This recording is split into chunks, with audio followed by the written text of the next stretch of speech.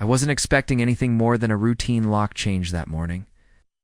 I had a packed schedule, a thermos of lukewarm coffee, and a long list of quiet, forgettable jobs. But the moment she opened the door with that quiet, uncertain smile and asked the question that would stay in my head for days, "How do I know you won't break my heart too?" I knew this one wouldn't be routine. What started as a job quickly turned into something far more complicated, something tender, something unforgettable.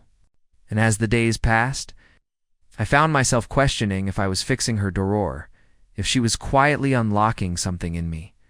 Before we jump back in, tell us where you're tuning in from, and if this story touches you, make sure you're subscribed, because tomorrow, I've saved something extra special for you. It was a cloudy Tuesday morning when I first met her. The house sat at the end of a winding gravel road on the outskirts of a small coastal town called Emery Bay, the kind of place where fog clings to the treetops and the sea air always smells faintly of salt and pine. Her name, I'd later learn, was June Withers, a woman in her early 50s, with a soft voice and guarded eyes. At first glance, she looked like someone who had once lived in color, but had recently started painting in grayscale. Her home was small, cedar shingled, with a peeling porch and rusted mailbox that leaned just slightly to the right. I parked my truck beside an overgrown patch of wildflowers that had crept up the edge of the stone walkway. I noticed the place had 2 broken porch lights, a cracked welcome mat, and a door with a lock that looked like it had been replaced more than once before. I didn't think much of it. People call locksmiths for all kinds of reasons. Lost keys, break-ins, moving in, moving out. But this call came through my personal line, not the shop's dispatcher. And the voice, on the other end, hers. It sounded like she was trying not to tremble when she spoke. I approached the door and knocked. A moment later it opened just a sliver, wide enough for one wary eye to peek out. Then the door creaked, opened fully, and there she was standing barefoot in a worn, oversized sweater. Sleeves pulled down past her wrists, her hair tucked messily behind one ear. She looked like she hadn't slept well, like maybe she hadn't slept well for years. "You're the locksmith?" she asked. Her tone was steady, but her grip on the doorknob betrayed her nerves. I nodded, gave my name, offered a polite smile. She stepped aside and let me in without much more. The entryway smelled faintly of cinnamon and old wood. A German shepherd padded softly from the living room to inspect me, his eyes bright but cautious, his steps deliberate. He didn't growl, didn't bark, just watched me with quiet judgment as I kneeled by the front door and took a look at the lock.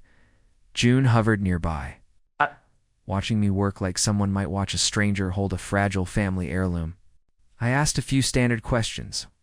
What kind of lock she wanted, whether she wanted a spare key, but her answers were clipped, hesitant, like she was unsure how much to reveal. I figured maybe she'd just had a rough week. I've seen it before, people. Calling in the middle of breakups or bad break-ins, trying to reset more than just a lock. The job itself wasn't complicated.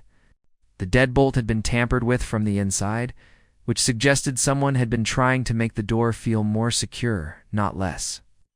It was an older style brass finish, misaligned screws, not much more than a psychological comfort. I replaced it with a new model and reinforced the strike plate with longer screws, something I do for folks who seem nervous, even if they don't say it outright. "You live alone?" I asked casually, making sure to sound more like a professional than someone prying. She hesitated, then nodded. Her hand brushed against the dog's head as if for reassurance. "Just me and Gideon," she said, motioning toward the shepherd. "He's protective." Gideon, as if on cue, stepped closer to her side and sat upright, ears alert. I smiled. Seems like a good partner to have. She didn't return the smile. Instead, she watched me fasten the final screws into the new lock and said quietly, "People leave. Dogs don't." I didn't know how to respond to that, so I just nodded and kept working. I've learned not to push when people say things like that. They aren't really talking to you, they're talking to the echo of something that hurt. When I finished the installation, I handed her the new keys and explained how the new system worked. She thanked me and reached for her wallet, but then she paused. She looked down at the keys in her hand, turned them over slowly. then looked back up at me with eyes that had softened just enough to let the hurt show through. "Tell me something," she said. "How do I know you won't break my heart too?"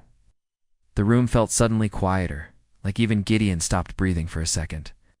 Her voice wasn't flirtatious. It wasn't even hopeful. It was tired, like someone who'd rebuilt the same house too many times and wasn't sure she could survive one more wreck. I opened my mouth to answer, but nothing came out right away, because how do you answer something like that? Especially when you weren't expecting the question, and even more so when it hits a place in you that's been quietly asking the same thing of the world. "I'm just the locksmith," I finally said, trying to make it light, but even I could hear the weight in my voice. She nodded slowly, as if that was answer enough. Then she turned and walked toward the kitchen, Gideon following at her heels, and left me standing there by the freshly changed lock, wondering what had just cracked open, herself or me. I packed my tools slowly that day, the way you do when something doesn't feel quite finished. I didn't know it then, but that would be the first of many visits, and each one would unlock something more than a door. The next day started early. I hadn't expected to hear from her again, not so soon anyway. But sometime around 7:42 a.m., a message popped up from an unknown number. It was short, just a quiet. "The back door has the same problem. If you're not too busy today, would you mind taking a look?" I stared at it for a moment, surprised not by the request, but by how quickly I'd stood up and started gathering my gear. I told myself it was just another job. I was doing her a favor, but something in the way she looked at me yesterday, something in the way her voice held that question like it had been trapped in her chest for years, made it impossible to treat it like anything ordinary. The weather hadn't improved. Emery Bay mornings tended to be moody, like the sky couldn't quite decide what it wanted. That morning was all low gray clouds and ocean mist, the kind of air that clung to your skin and made everything feel a little heavier. I drove the winding road back to her house, feeling oddly alert, like I was about to see someone I hadn't finished a conversation with, when I pulled into the gravel drive again. Gideon was already waiting, not barking, just standing there on the porch like a sentry. The door opened before I knocked this time. June stood there in the same sweater as yesterday, though her hair looked like she'd put a little more thought into taming it. At her eyes lingered on mine for a second longer than necessary, and then she stepped aside without a word. I walked in, nodding at Gideon, who gave me a look of passive acknowledgement before trotting back to the kitchen. The house felt a little warmer this time, not in temperature, but in spirit. There was a smell faint vanilla and something citrus that hadn't been there before, and music, barely audible, playing from a radio on the windowsill. Something soft, jazzy, instrumental. It was subtle, but it was enough to let me know I wasn't stepping into the same place I left yesterday. She led me toward the back door, explaining how the deadbolt stuck and sometimes didn't catch right. Her voice was lighter today, though still reserved. I nodded as she talked, letting her words fill the space between us. As I examined the lock, she leaned on the nearby counter, watching me again, but this time it didn't feel like suspicion. It felt more like curiosity. We didn't speak much at first. I worked. She watched. Every now and then, she'd sip from a chipped ceramic mug and offer a quiet comment about the door frame or how the sea air warped the wood over time. It was nothing remarkable, just the kind of small talk people make when they're trying to close the distance between strangers. But then, as I tightened the last screw and tested the bolt, she surprised me. "I wasn't always like this," she said. Her voice was barely above a whisper, but in the stillness of that house, it echoed. I paused, looked over my shoulder. She wasn't looking at me. She was staring out the window above the sink. Her fingers wrapped around the mug like it was the only thing anchoring her to the moment. "I used to laugh more," she continued. "I used to bake, used to be the one who invited people over for dinner, stayed up too late telling stories, but now—" She trailed off, then shook her head like she was scolding herself for saying too much. "Now I can't even have someone change a lock without wondering if I'll regret letting them in." I didn't know what to say, and I've learned that's okay. Some people don't want answers, just want not to feel alone in the asking. So I stood there quietly, let the weight of her words settle, and then gently tested the lock one. "More time? It's secure now," I said, almost as a reassurance about more than just the door. She nodded. We stood in silence for a moment. Then she turned, walked to a cabinet, and pulled out a second mug. "You want coffee?" she asked, not looking at me. I almost said no. I had 3 other appointments that day. But something about the way she asked carefully, without expectation, made me say yes. She poured it slowly, handed it to me without meeting my eyes, and we stood in her kitchen sipping lukewarm coffee, like 2 people who hadn't quite decided what this was yet. Gideon sat between us, his eyes flicking back and forth like he was reading some secret language. We didn't know we were speaking. We ended up talking for nearly 40 minutes. Nothing earth-shattering, just quiet things. The weather. Emery Bay hadn't changed much in 20 years. The bakery that used to be on Main Street, and how she missed their cinnamon rolls. I told her about my work, the odd jobs, the weird requests. She laughed once, really laughed when I told her about a time I got called to open a safe and ended up getting chased off the property by a parrot that knew curse words. It felt easy, natural, like there was a rhythm to the silence. Between us, a comfort in the not dash needing dash to dash fill dash every moment kind of way. As I stood to leave, she followed me to the front door. I handed her the invoice, but she waved it off. "You'll be back anyway," she said softly. I raised an eyebrow, half amused, half curious. "Oh," she shrugged, her mouth curving into something that almost looked like a smile. "I haven't decided which room needs a new lock next." I didn't press, just nodded and stepped outside. Gideon watched from the doorway, head tilted, as if trying to figure out whether to trust me or not. I gave him a little nod, too. As I drove away, the clouds started to break. Thin slits of sunlight cut through the fog like promises waiting to be believed. I caught myself smiling for no real reason. Just the memory of her laugh, soft and unexpected, bouncing in the corners of my mind like something worth holding on to. I didn't know what tomorrow would bring, but I knew this wasn't over. Not the locks, not the coffee, and definitely not that question she asked the day before. It lingered with me, like a song you can't quite forget, humming softly beneath the noise of everyday life. I was beginning to realize that I hadn't just stepped into a house in need of repair. I'd walked into a story already in motion, one she hadn't told anyone in a long, long time.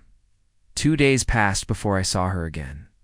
I tried to keep busy, moving from job to job, checking locks, replacing hinges, even crawling under a porch to fix a warped crawlspace hatch for an elderly couple who insisted on paying me in homemade fudge.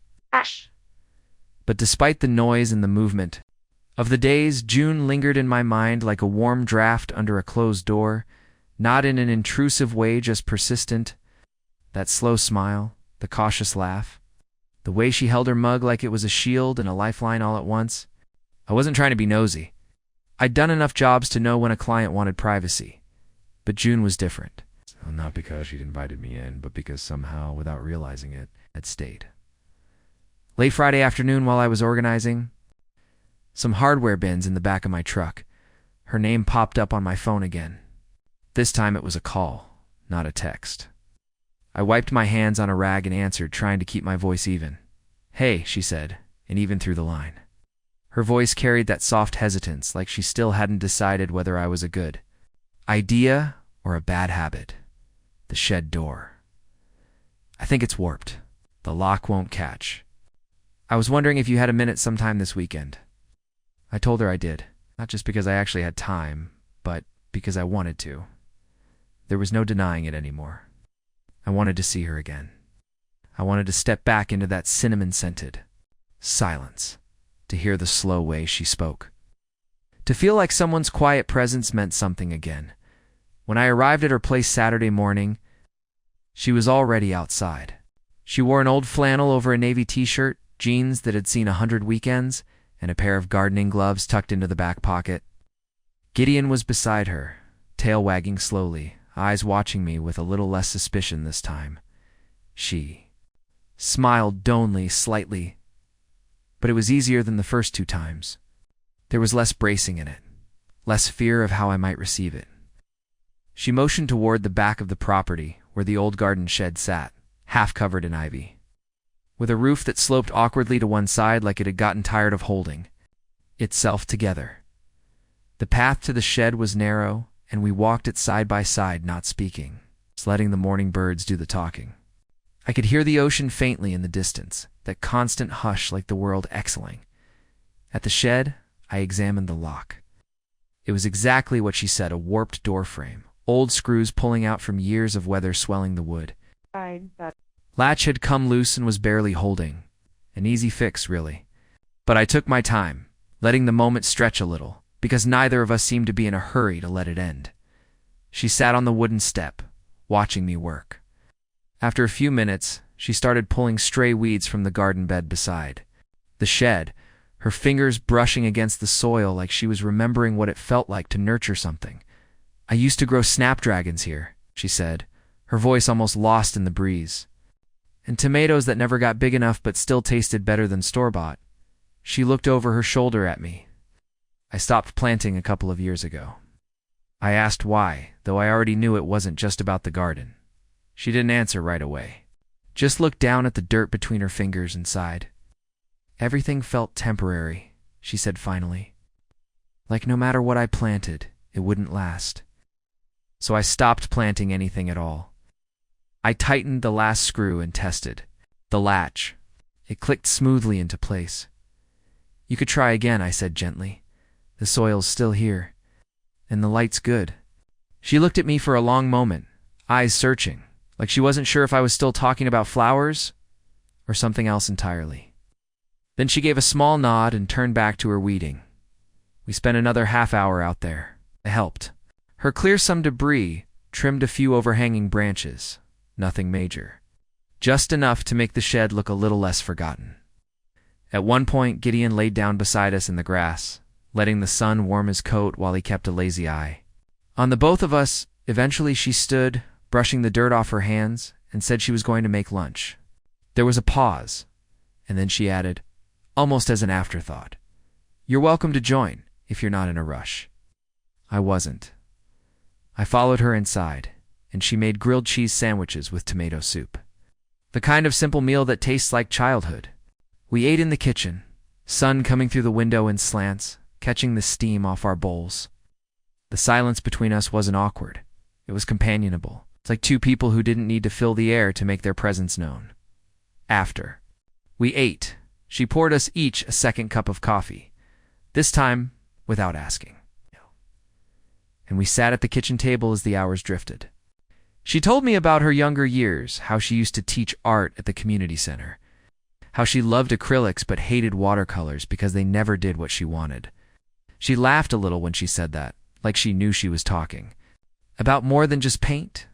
She asked about my work, about the weirdest things I'd been asked to fix.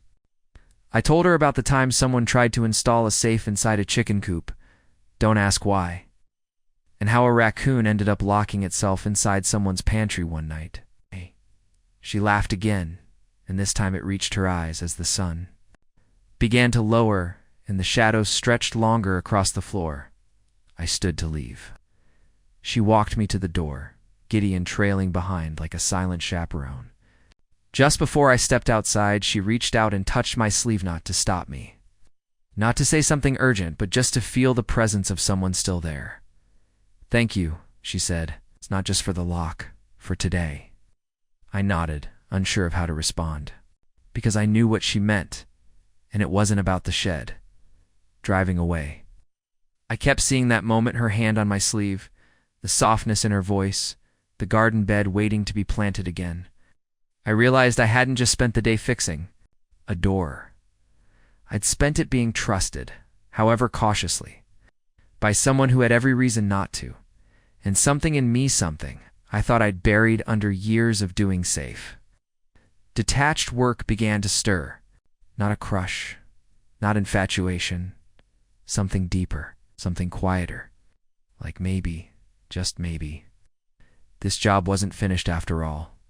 Sunday came and went without a word from her, and I didn't reach out either. I told myself it was out of respect for her space, that I didn't want to push the rhythm we were building, but truthfully, I was afraid. Afraid that what we'd shared Saturday was a brief, gentle illusion. That maybe I'd imagined the warmth in her smile, a quiet trust that crept in while we cleared weeds and ate soup in sun-dappled silence. I had grown used to doing my job and moving on. That's what you're taught when you work in people's homes. You're a guest, never a part of the story. But now, for the first time in years, I didn't want to move on. I wanted to see how this unfolded. Monday morning, I sat in the truck with the engine idling longer than usual. The calls on my schedule were nothing unusual. Replacing a keypad, entry system for a vacation rental, rekeying an old townhouse, but none of them pulled at me the way June's quiet presence had. There was no call from her that day, no text. Still, I found myself driving the long route home just to pass by her road. Slowing down without reason, eyes searching for any glimpse of her through the trees. I didn't see her. Just the sloped roof of her home peeking above the hedge, and the faint silhouette of Gideon resting on the porch, still and calm like a statue. Tuesday afternoon, my phone buzzed as I was cleaning out my toolbox. The message was simple, like all the ones she sent. I found something in the attic that might need fixing. If you're free later this week, no punctuation, no urgency. But it landed like a stone in still water. I replied that I'd come. By Wednesday morning, when I arrived, she was already in the attic. The pull-down ladder unfolded, and her head just visible from the hallway below. She called down a quick greeting and asked me to be careful climbing up. It was a bit dusty, and the boards were old. I climbed up into a space that smelled of cedar and forgotten years. The light filtered in through a small round window, catching floating specks of dust like gold flakes suspended in air. She was crouched in the corner beside a large wooden chest, its hinges rusted and lid partially open. "It's not broken," she said as I pulled myself up, "but I think I need help deciding what to do with it." Inside the chest were papers, photo albums, yellowed letters tied with faded ribbon, trinkets from a life that had clearly been packed away with both care and hesitation. She sat beside the chest and pulled out a small music box, winding it slowly until a soft melody, tinny but sweet, filled the attic. "I came up here looking for an old painting," she said. "Found all this instead." I hadn't opened it. In years, I didn't say anything, just sat beside her, close enough that I could hear her breathing. She opened an album, flipped through pages filled with photos of her younger self, laughing in a canoe, painting on a porch, holding hands with a man whose face she didn't linger on. "I loved him," she said, finally breaking the quiet. "And I lost him, not to death, just to time, to life. He broke promises in small ways until the pieces didn't fit anymore. I think I kept this chest closed because I didn't want to admit how much of my life I'd sealed away." We sat like that for nearly an hour, her showing me bits and pieces of a life she hadn't shared with anyone in years. Each object a story, a bookmark with a handwritten note, a pressed flower between pages, a postcard from Italy. She wasn't crying, but the emotion clung to her voice like mist. Gentle but impossible to ignore, and then, as if remembering something important, she looked at me and asked, "What have you kept in your attic?" I blinked. The question felt like it had weight, like she wasn't asking about storage. I told her the truth, that I didn't have much from my past boxed up anywhere, that most of my old things were scattered or lost during moves and job changes, and after my parents passed. I kept just one box of photos and my father's old watch, that I hadn't really let myself accumulate things or people for a long time, because everything felt temporary. "That's what I mean," she said. "Some of us bury our stories in boxes. Some of us just stop collecting them." She looked down at her hands and then back up at me. "I don't want to keep this stuff hidden anymore, but I'm not sure what to do with it, or what to do with the space it leaves behind." I wanted to tell her something profound, something comforting, but all I could say was, maybe that. Space isn't empty. Maybe it's just ... waiting. Closed the chest together and pushed it back against the wall. But not before she took the music box and set it aside. as if it deserved to stay above the dust. On our way down from the attic, she turned and looked at me just as I was about to fold the ladder up. "Would you stay for dinner?" she asked, almost nervously. "I haven't cooked for someone in a long time. It might be awful." "It won't be," I said without hesitation. And I meant it. She made roasted chicken with rosemary, sautéed vegetables, and potatoes she mashed by hand with too much butter. It was the best meal I'd had in years, not because of the seasoning or the presentation, but because of the quiet care she put into each step. The way she kept glancing over, making sure I liked it. Even though she tried to act casual, preparing and narrating this story took us a lot of time. So if you are enjoying it, subscribe to our channel. It means a lot to us. Now back to the story. After we ate, we sat on the porch, mugs of tea in hand, and watched the last blush of sunset settle over the trees. Gideon laid beside her feet, sighing like an old man content to be included. The air was crisp, the kind of air that makes you talk slower. "Listen better. I don't know what this is," she said, her voice so soft it barely carried over the wind. "Us. This... whatever it is we're doing." I didn't either. But I told her it was okay not to name it, that some things didn't need titles to be meaningful. She nodded and leaned back against the porch post, eyes closed, a small smile playing at the corner of her lips. For the first time, I saw not just the woman who had been hurt, but the one who had survived it, who had kept her garden shed and her attic and her gentle way of moving through the world intact. I didn't stay. Long after that, I left her with the stars and the silence and the faint hum of old memories, finding new places to live. As I drove home, realized I was starting to feel something I hadn't let myself feel in a long time.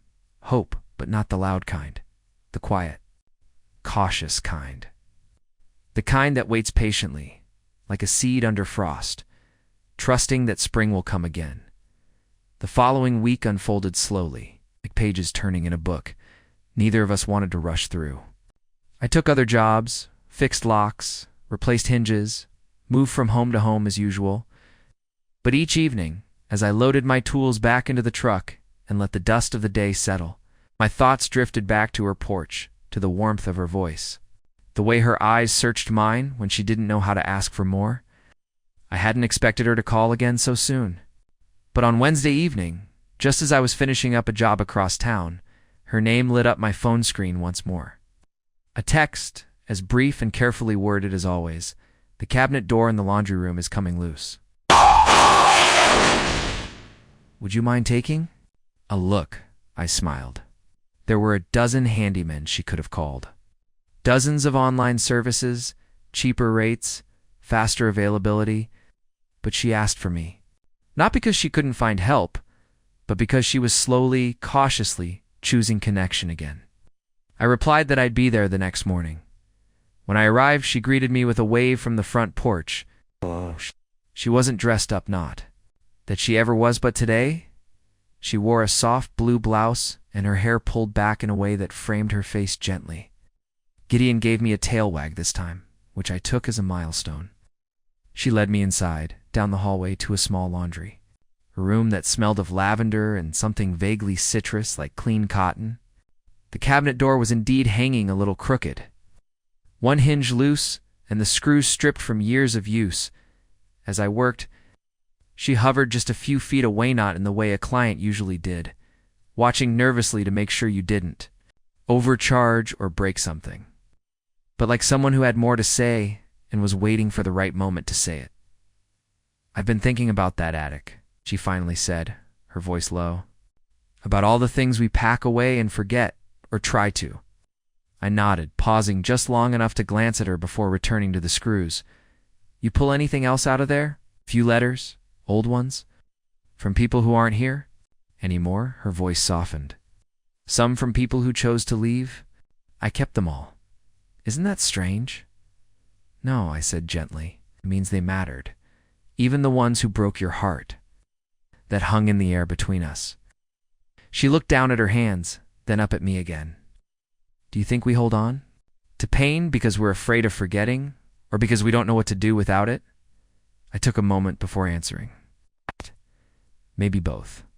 Pain becomes familiar. Like an old song that's out of tune but still somehow comforting. Letting it go means admitting we deserve something different. She didn't respond to that, not with words. But I saw something flicker in her eyes. A quiet shift. Like a decision had begun forming in the background of her thoughts. After I finished the cabinet, she didn't ask me to stay, but she didn't walk me to the door either. She just lingered nearby, talking softly about the books she'd been reading. Lately, a recipe she was thinking about trying, the little things. I stayed longer than necessary, and when I finally did head for the door, she said, "Thank you again," in that same voice she used the first time, half gratitude, half something else she hadn't named yet. A few days passed before she reached out again. This time it was a call. "I know it's not your usual kind of job," she began, "but there's a guest room upstairs I haven't used in years. I was thinking of fixing it up, maybe repainting. Would you help me with that?" I said yes before she finished the sentence. When I arrived the next morning, she led me upstairs to a room filled with dust and old furniture draped in sheets. The air smelled of cedar and long-forgotten dreams. She stood in the doorway, arms crossed, eyes scanning the room like she wasn't sure if she was ready to let it breathe again. "This used to be my studio," she said. "Before the breakup, before everything." I stepped inside slowly, careful not to stir up too much of the past. "What do you want it to be now?" "I don't know," she admitted. "Just something else, something new." We spent the morning pulling off sheets, opening windows, letting the light pour in. She laughed when we uncovered an old easel and a canvas half painted in warm reds and golds. "I don't even remember what I was trying to paint," she said, brushing dust from the frame. I told her it didn't matter. What mattered was that she started. As we moved the furniture around, the conversation turned more personal. She told me about her ex, how he'd slowly withdrawn over time, how his promises got smaller, quieter, until one day they just stopped altogether. "He didn't leave dramatically," she said. "He just faded. Like a sunset you don't notice until it's dark." I didn't say much. I just listened. Because that kind of pain didn't need fixing, it needed room later. While taping the baseboards, she sat cross-legged on the floor watching me. "You're careful," she said suddenly. "With people, you don't say more than you need to. But you listen, really listen." I glanced over at her. "Most people don't want to be fixed. They just want to be heard." She nodded slowly. "You're not like most people." Then her voice dropped, almost hesitant. "Why are you really helping me this much? These little things, the jobs no one else would bother with." I set the tape down and looked her straight in the eyes. "Because you asked." She looked away, blinking fast like the weight of that answer hit something deep inside her. For a moment, we sat in silence again. And then she said the words I hadn't expected. The ones that brought everything to a sudden, quiet halt. "When I asked you that first day about breaking my heart, I didn't mean it as a joke. I know." She looked up, met my gaze. "I don't want another crack, not even a hairline." There was no need to promise her anything. I didn't say I wouldn't hurt her, didn't rush to reassure. I just stayed in that room with her, both of us kneeling among the paint cans and furniture draped in years of silence. Slowly learning that healing sometimes sounds like scraping old wallpaper and choosing new colors. It wasn't love, not yet. But it was trust starting to breathe again. The next few days unfolded like quiet tides, steady and unspoken, drawing us closer without urgency or agenda. I found myself at her place more often, not always for work, not always with a tool in hand. Sometimes she'd ask me to fix a squeaky door hinge or help her lift a heavy box from the closet, but other times it was just coffee on the porch, or her showing me an old cookbook she'd found tucked behind a stack of yellowing magazines in the garage. There was a slow rhythm to it all, a domestic tempo that felt almost like a life rehearsing itself again. Like her house had been waiting for the sound of two voices for a very long time. One afternoon, I arrived to find her in the backyard, sleeves rolled to her elbows, digging her fingers into the soil of a long-abandoned flower bed. Gideon lounged nearby under the shade of a maple tree, his ears twitching lazily at the sound of bees. She looked up as I approached and gave a smile that wasn't cautious anymore. just tired and a little proud. "I'm planting again," she said, nodding toward the patch of turned earth. "Dahlias, I think, or marigolds. Something stubborn." I knelt beside her and helped clear away the stones and roots. There was a kind of therapy in the silence we shared while working, neither of us needing to fill the air with words. The soil was soft, darker under the surface, still fertile despite the years of neglect. She told me about how she used to garden every spring, how she'd host small dinners on the patio and clip fresh flowers for the dining room table. I stopped after he left. "Shh," she said, brushing dirt from her fingers. Everything felt like a performance after that, like I was setting a table for a ghost. I looked at her, the way her hands moved through the earth with a tenderness that betrayed how deeply she still wanted to believe in beautiful things.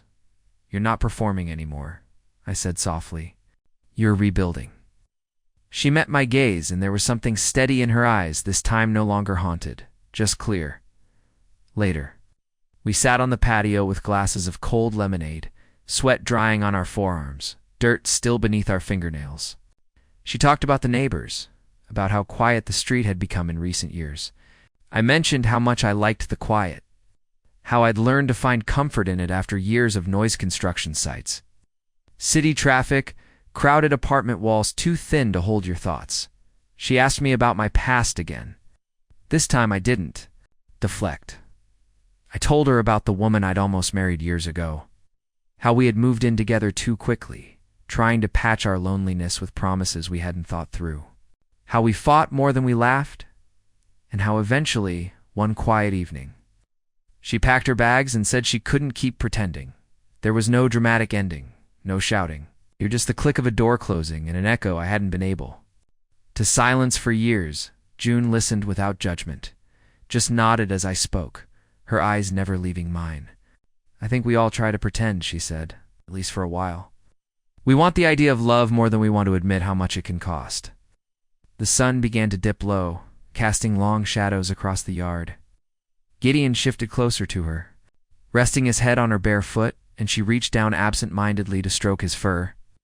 That image, her hand on the dog's head, the warmth of late afternoon light spilling across her face, somehow branded itself in my mind. Not because it was extraordinary, but because it was simple, real. The kind of moment that never makes the highlight reel of life, but lives deep in the marrow of your memory. That evening, as I packed up and said goodnight, she hesitated at the door. "Would you come by this weekend?" she asked. "I'm thinking about repainting the hallway. It's been this same dull beige for 15 years, and I think I'm finally ready to let it go." I told her I'd be there Saturday morning. She smiled, said goodnight, and closed the door with a gentleness that felt nothing like finality. Saturday came, and I arrived with drop cloths, rollers, and a few sample swatches she'd texted me midweek. The hallway was narrow and lined with framed photographs, some of her family, others of abstract paintings I assumed she'd done herself. The beige walls made everything look washed out, tired. "I was thinking of a soft green," she said, holding up a swatch, "something that doesn't try too hard, but still feels fresh." We moved the photos, taped the trim, and spent the morning rolling green across the old beige like we were rewriting the wall's history. She played music while we worked, something jazzy and low, the kind of background hum that lets your thoughts wander without getting lost. At one point, she reached up to paint a higher corner and got a streak of green across her cheek. I pointed it out and she laughed, wiping it off with the back of her hand only to smear it worse. It was such a human moment, so free from the hesitation I'd first seen in her, that I found myself laughing, thoroughly laughing, not the polite kind you offer a client. We stopped for lunch, grilled sandwiches again, and sat on the living room floor with paper plates balanced on our knees. She talked about wanting to travel again someday, maybe take a train across the Pacific Northwest. I told her I'd always wanted to see Alaska in the summer, when the sun barely sleeps, and then, between bites. She looked at me with that same gaze from the attic, the one that didn't ask for promises, but gently dared you not to lie. "I like you here," she said, "in this house, my space." I didn't think I'd say that about anyone again. I set my plate down and nodded. "I like being here." leaned back on her palms, staring at the ceiling for a moment. Scary, she said. Letting someone in again? Trusting that they won't just fade like before. I know. Do you? She asked, softly now. Because I'm not built for temporary anymore. Neither was I, and though I didn't say it out loud, I knew she could see it in my face. In the way I showed up, the way I listened.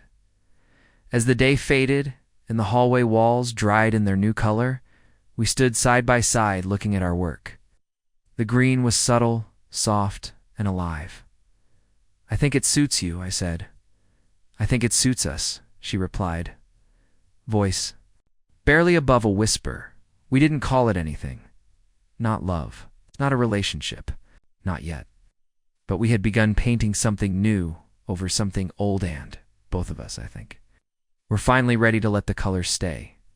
The next few weeks settled into a rhythm so natural it almost startled me. June and I stopped pretending. There was a clear line between work and companionship. She'd text me about a drawer that stuck or a porch light that flickered, and I'd show up with my tool belt but stay for hours, even after the work was done.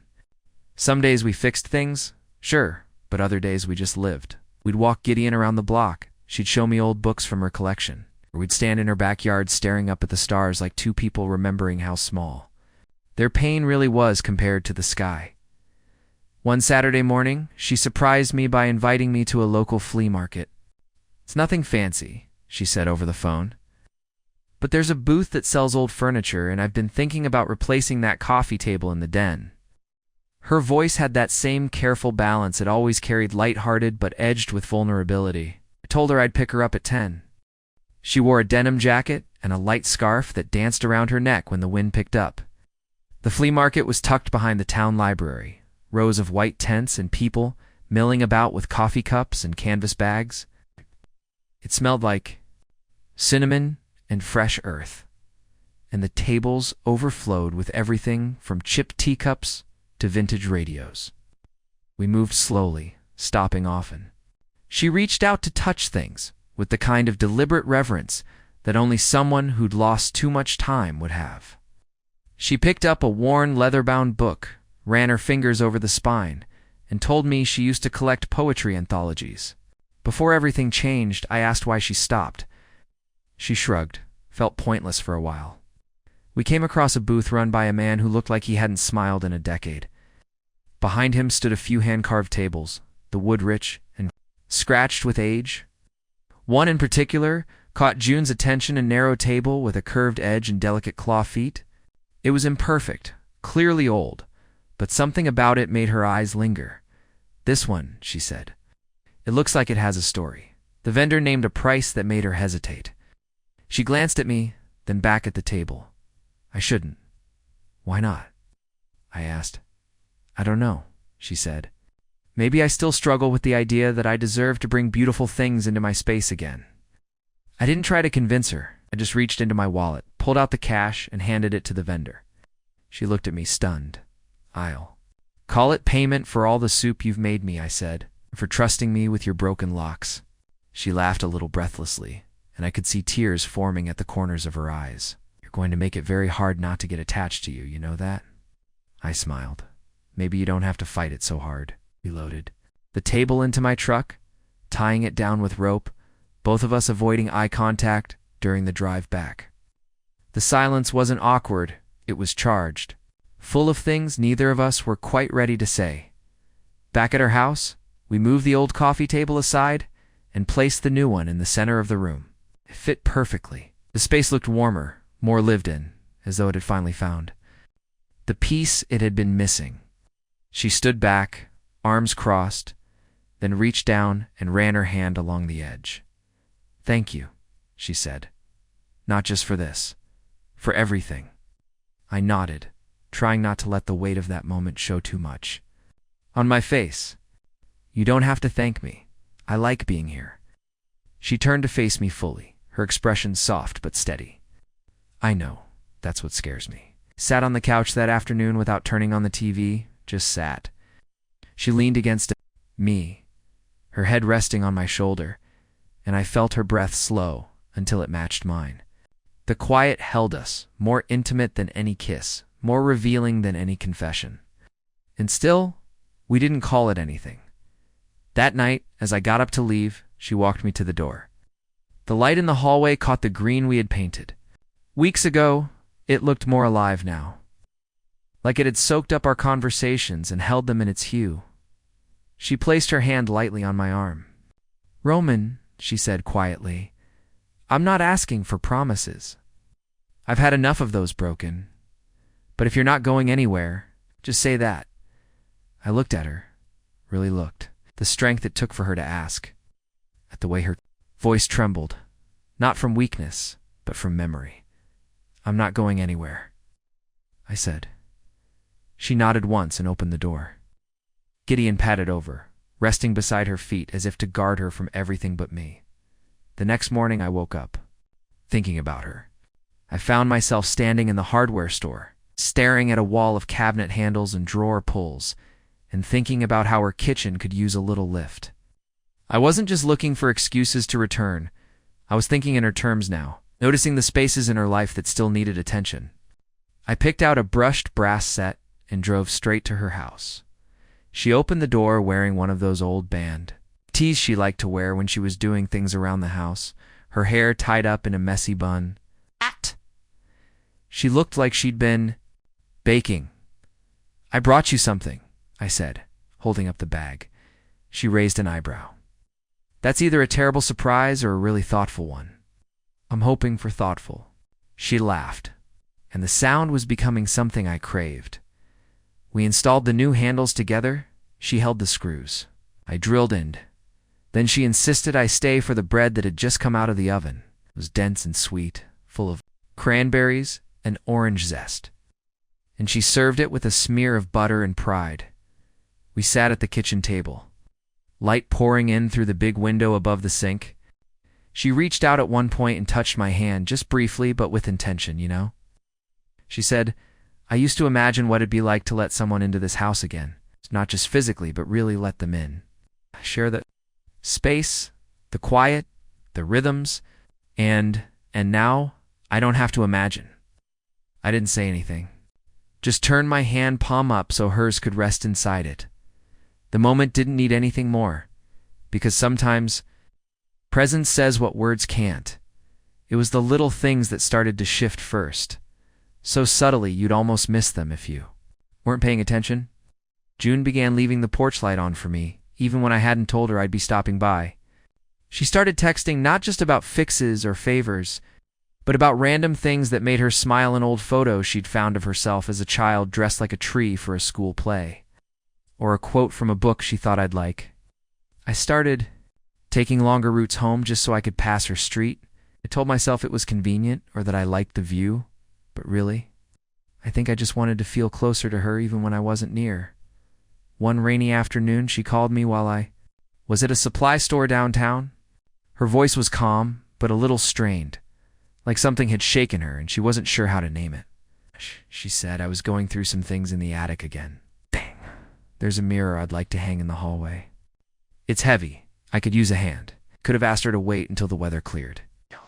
But I heard the subtext the ass Beneathia scanned told her I'd be there in 20. The storm had turned the streets glossy, and rain tapped steadily on the windshield as I pulled into her driveway. When I knocked, she didn't answer right away. But when she finally opened the door, I saw that her eyes were red, her nose slightly pink. Not recent crying, but recent enough. She didn't apologize for it. She just stepped aside and let me in. The mirror was already propped against the hallway wall. It was vintage, oval-shaped with an ornate bronze frame that had oxidized to a soft patina. It looked like something passed down through generations, the kind of object that had seen more than a few lives unfold in front of it. I ran my hand along the frame and nodded toward the wall. "Here," she shrugged. "I don't know. Wherever. You think it fits?" We measured and marked the spot, worked in silence like a pair of dancers who'd memorized each other's steps. As I lifted it onto the hooks and stepped back to assess, I caught her reflection in the glass. She was staring, not at the mirror, but at herself in it, her face unreadable. That was in my parents' house, she said after a moment. Hung in the hallway near the front door? My mother used to adjust her lipstick in it before leaving. I always thought it made her look softer somehow. Like the mirror only showed her best version. I turned and faced her fully. And what do you see when you look at it now? She hesitated, then shook her head. A woman trying very hard not to fall apart again. I didn't know the right words, so I didn't force any. I just reached out and took her hand, not with the intensity of someone trying to fix a moment, but with the steadiness of someone willing to sit inside it. She let out a breath like she'd been holding it all day. Sometimes I forget how to ask for help, or how to admit I'm still hurting. We all are, I said. The ones who pretend not to be are just hiding it better. She smiled faintly, eyes still damp. You're not hiding anything. I don't see the point anymore. We stood like that for a while, side by side, facing a mirror that showed us more than just our reflections. It showed us our bruises, our resilience, and maybe even the shape of something new forming between us. As the storm eased outside, we settled into the kitchen, drinking tea while the scent of rain drifted in through the screen door. She told me about the day she moved into this house, how she'd stood in the doorway after the movers left, surrounded by boxes in silence, and wondered what the hell she had just done. I thought this place would feel like a fresh start, she said, cupping her mug. But it felt more like a waiting room for the life I didn't know how to begin. Maybe that's what healing is, I said. A long wait in the in-between until you realize you already started without noticing. She looked at me then, and for the first time, I saw the weight she carried not as a burden, but as proof of survival. This woman had rebuilt herself piece by piece, not perfectly, but honestly. And it made her beautiful in a way that ran deeper than charm or grace. It made her real. Preparing and narrating this story took us a lot of time, so if you are enjoying it, subscribe to our channel. It means a lot to us. Now, back to the story. The days continued to pass in soft, meaningful increments. I started leaving tools behind. At her house on purpose. Screwdriver on the kitchen counter, a tape measure in the garage. Each small item a tether. Each visit less about repairs and more about just being there. One Thursday evening, she invited me over for dinner. No projects, just dinner. When I arrived, the table was set with care. Linen, napkins, candles, soft music humming. From a vintage speaker in the corner, the meal was simple but heartfelt: roasted vegetables, grilled salmon, a lemon tart she had baked that morning. She was nervous, I could tell. Her hands fussed with her bracelet. Her smile flickered uncertainly. But beneath all that was a kind of excitement too, a quiet thrill that said, this matters. We talked more than we ate. About music, about travel, about the people we used to be, and the people we were still becoming. At one point, she reached across the table and traced the edge of my hand with her fingertips. You make me feel like I'm allowed to want again, she said. Not just need, but want. I didn't know what to say, so I turned my hand over and held hers again. The gesture now a familiar answer to the questions she didn't always ask aloud. After dinner, we moved to the living room. The air was thick with something neither of us wanted to disturb: affection. Yes, but also caution. She sat close enough that our knees touched, and I noticed how her breathing shifted when I brushed my hand lightly against her arm. Then, after a long pause, she asked the question again. The one from that first day, now stripped of sarcasm or defense. How do I know you won't break my heart too? This time she meant it. This time, I felt the full weight of it settle between us. And this time, I didn't rush to answer, because some questions deserve more than quick comfort. They deserve truth, patience, the courage to stay. The silence after she asked that question wasn't empty, it was full of her history. Her hurt and the cautious hope she barely let herself voice. I could feel it sitting between us, heavy, but sacred, like she had placed a fragile relic on the table and dared me to either hold it with care or walk away entirely. My instinct, the fixer in me, wanted to respond quickly, to soothe her, to offer words that would smooth over the tremble in her voice. But I didn't. I let the silence stretch. I looked at her, really looked, and waited for the answer to come. Not from my lips, but from the honesty that had been building between us for weeks. And finally, I spoke not with promises, but with presence. "I can't give you a guarantee," I said slowly, "because no one can. But I can show up. Every time. I can be consistent. I can be kind. I can be real. And I can stay, not just when it's easy, but when it's hard, it's all I know how to offer." She didn't look away. Eyes shimmered in the soft lamplight, vulnerable but strong. She gave a small nod, almost imperceptible, but it said enough. The air between us shifted again, not cleared, but acknowledged. That was enough. That night, I didn't stay late. There was no dramatic embrace, no sweeping confession. It's just a quiet understanding that something had deepened. As I walked back to my truck, the porch light stayed on behind me, a warm, silent goodbye. The kind that didn't close anything, it only paused it. Over the next few days, we settled into something that looked almost like a relationship, though we still hadn't said the words. I'd stop by in the evenings, and we'd cook together, or sit outside with Gideon between us. We started learning each other's small rhythms, found out she hummed when she folded laundry. She learned that I always tapped my thumb twice on a steering wheel before turning the ignition. These were the unnoticed rituals that became tiny acts of intimacy. One morning, I arrived unannounced with pastries and coffee. I had no reason to come over, except that I had woken up thinking of her. She answered the door barefoot, her hair tousled, wearing a robe and holding a book she clearly didn't want to put down. She blinked at me, surprised, and then smiled.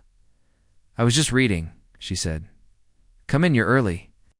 I followed her inside, and we sat on the floor in her sunlit den, sipping coffee and passing bites of a flaky apple Danish back and forth.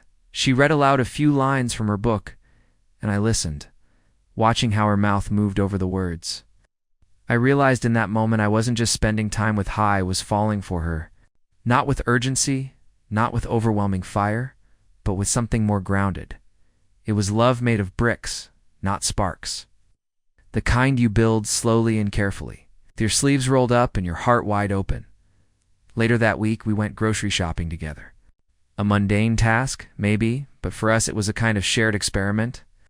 Could we function in the everyday, in the mundane, without the romance of repairs and candlelight? Turns out, we could. She tossed a bag of frozen peas at me and dared me to catch it with my eyes closed. I missed and nearly knocked over a display of cereal boxes. She laughed so loudly people turned to stare, but neither of us cared. We were ridiculous, and we were fine with it. In the checkout line, she glanced into our shared cart bread, bananas, a bottle of wine. "Yes." A small plant she couldn't resist, Anne said. "We look like we live together." I didn't respond right. "Away," then I said, "We kind of do, emotionally at least." She laughed, then looked at me sideways. "Emotionally. That's a dangerous kind of cohabitation." "But maybe the truest one," I replied. She didn't disagree. One evening, she invited me to help go through some boxes in her garage, remnants from her old life, as she called them. The air inside was cool and smelled faintly of cedar and cardboard. We sifted through yearbooks, old bills, dusty cookbooks, broken lamps, and shoes she hadn't worn in years. At the bottom of one box was a stack of old letters tied together with twine. She held them in her hands for a long time, her face unreadable. "Love letters?" I asked gently. She nodded. From him, the first few years were good. He used to write me pages, said things he never said aloud. "You want to keep them?" She hesitated, then looked at me. "I'm not sure. Maybe I'll read them one last time, then let them go." I said nothing. I just stood there, steady and quiet, while she carefully set the bundle aside. Not discarded, not cherished, just set down. That felt right. That same night, we sat on our back steps watching the sunset bleed into the trees. Gideon dozed nearby, ears twitching occasionally at the sound of crickets. She rested her head against my shoulder, and I draped my arm around her without thinking. It was the kind of closeness that didn't need to be named. Then she spoke softly. Sometimes I imagine a version of myself that never got hurt. She's lighter, easier, probably a better partner. I shook my head. "You're not less because you were broken. You're more. You've seen darkness and still chose to plant marigolds." She smiled. Not fully, but enough to let me know the words reached her, and then she said something I hadn't expected. "If we do this, whatever this is, I need you to know I'll mess up. I'll retreat sometimes. I'll panic when things get too good, and I might even try to push you away." I looked at her, not with surprise, but with understanding. "Then I'll stay. Not because I think I can fix that, but because I want to be there when you come back." She let out a breath like she'd been holding it for years, and I felt, for the first time, that the door wasn't just open, she was holding it there for me. June's vulnerability that night, it didn't scare me, it anchored me. She wasn't giving a warning to scare me off. She was giving me her truth, and truth was the only currency that mattered between us now. We didn't have illusions left, only reality, and that somehow felt more secure. Over the following days, I saw the quiet effort in her eyes each time she reached for closeness instead of distance. There was no sudden transformation, no dramatic turning point where everything became perfect. Instead, it was in the small, consistent ways she began to let me into the deeper layers of her life, the parts that had remained locked for so long. She forgot where the keys were. One morning, I found her in the garden, kneeling beside a patch of rosemary and thyme. She looked up at me with dirt on her hands and a soft, almost shy smile. "I've been thinking of planting tomatoes," she said, "but I always gave up before because it felt silly to grow things just for one person." I crouched beside her and reached for the trowel, and maybe we grow them for two. We spent that entire Saturday digging, planting, laughing. She told me stories about her childhood, how her grandfather used to grow watermelons in his backyard, how she once tried to grow sunflowers but forgot to water them. I shared stories from my years on the road, all the temporary towns and people who drifted in and out of my life like smoke. That garden became more than soil and seeds. It became a memory in the making. The next week, she invited me to join her at a friend's gathering, a backyard dinner hosted by one of her oldest companions, Maggie. I could tell she was nervous about bringing me, her body a little more rigid, her words more cautious. But when she introduced me, she did it without faltering. "This is Roman," she said. "He's important to me." The evening unfolded gently. There was wine, laughter, candles flickering inside jars, and the low hum of easy conversation. Her friends were warm but curious, and I saw June watching their reactions carefully, almost as if waiting to be told whether this was okay, whether she was allowed to be happy again. By the end of the night, Maggie hugged her tightly and whispered something into her ear that made her eyes soften. On the drive home, she didn't tell me what was said. She just held my hand and turned the music up slightly louder than usual. A few days later, she invited me into a room I hadn't seen before, the upstairs guest room she had kept locked since I first arrived. I didn't ask questions. I just followed her in. The space was bare except for an old bed frame, a dusty lamp, and a large wardrobe. "This was supposed to be the room for the life we were building," she said, her voice low. When everything ended, I couldn't bring myself to touch it. It felt haunted. I looked around, seeing not ghosts, but potential. "What if we give it a new meaning?" I asked. She didn't respond immediately. Then, with a quiet determination, she said, "Help me clear it out." We spent the next hour moving boxes, dusting shelves, opening the windows to let the stale air drift out and the sunlight pour in. When we were finished, she stood in the middle of the room, hands on her hips, and said, "I want to make this a space for writing, for thinking, for me." It was the first time she had claimed something entirely for herself. No past tethered to it, no grief clinging to the corners. Just a room, a woman, and the slow unfolding of renewal. Over dinner that night, she brought out a journal she hadn't touched in years. She flipped through pages filled with poems, half-written letters, scattered thoughts. "I used to write every night," she said, stopped when I stopped trusting my voice. I watched her as she picked up a pen, her hand hovering over the page. "Then maybe tonight you start again." She looked at me, and this time, the smile reached all the way to her eyes. Our connection deepened. It's not through grand gestures, but through shared ordinary moments. Folding laundry side by side, Grocery runs that ended with impulse buys of cookie dough. Nights spent watching old films, her head resting on my chest, fingers loosely intertwined with mine. But even with all of this, I could still sense the cautious walls she kept around the deepest parts of her. It's like she was waiting for a reason to pull back. That reason came in the form of a letter. One morning, I arrived to find her on the porch, her face pale, a crumpled envelope in her hand. She handed it to me without a word. It was from her ex-husband. Not angry, not apologetic, just there. A simple note letting her know he was engaged again and that he wished her well. I shouldn't care, she whispered, staring at the letter, but part of me feels like I've just been replaced. I sat beside her, not touching the letter, not needing to. You haven't been replaced, you've been released. She turned to look at me, a tear slipping down her cheek. Then why does it still hurt so much? Because love doesn't vanish. It changes form. And sometimes the release hurts more than the loss. She folded the letter carefully and walked inside without saying anything more. I didn't follow her. I stayed on the porch, letting her have the space to feel without interference.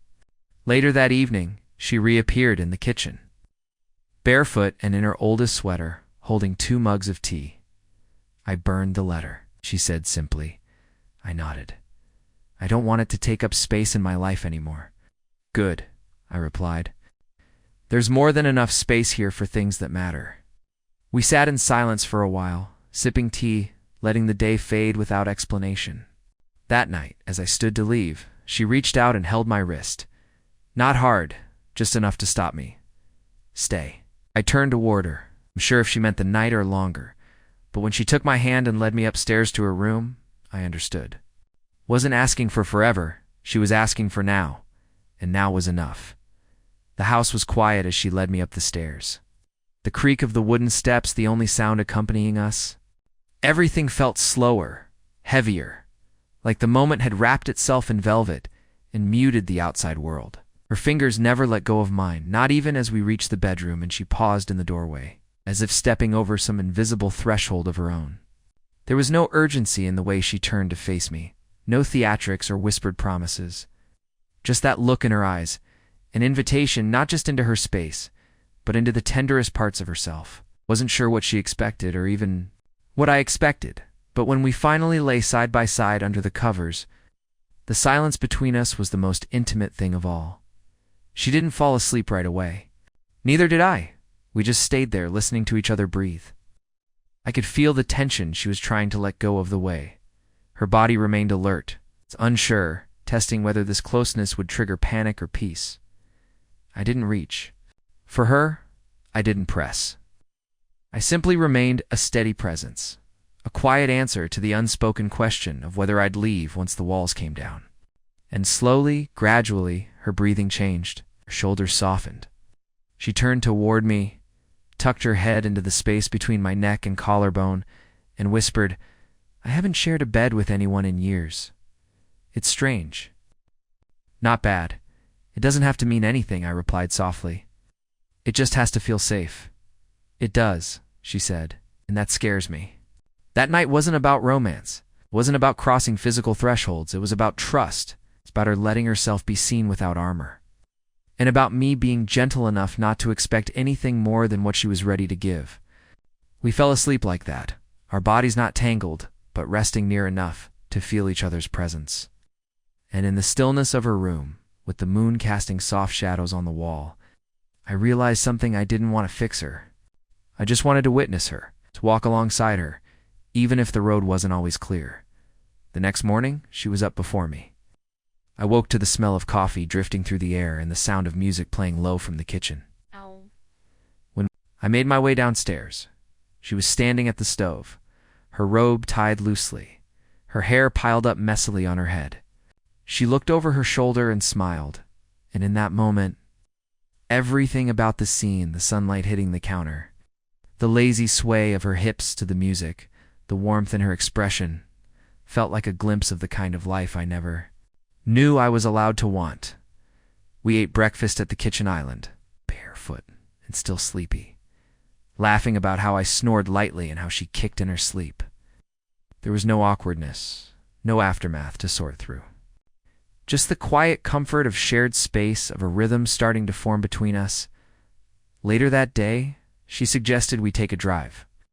"I want to show you something," she said.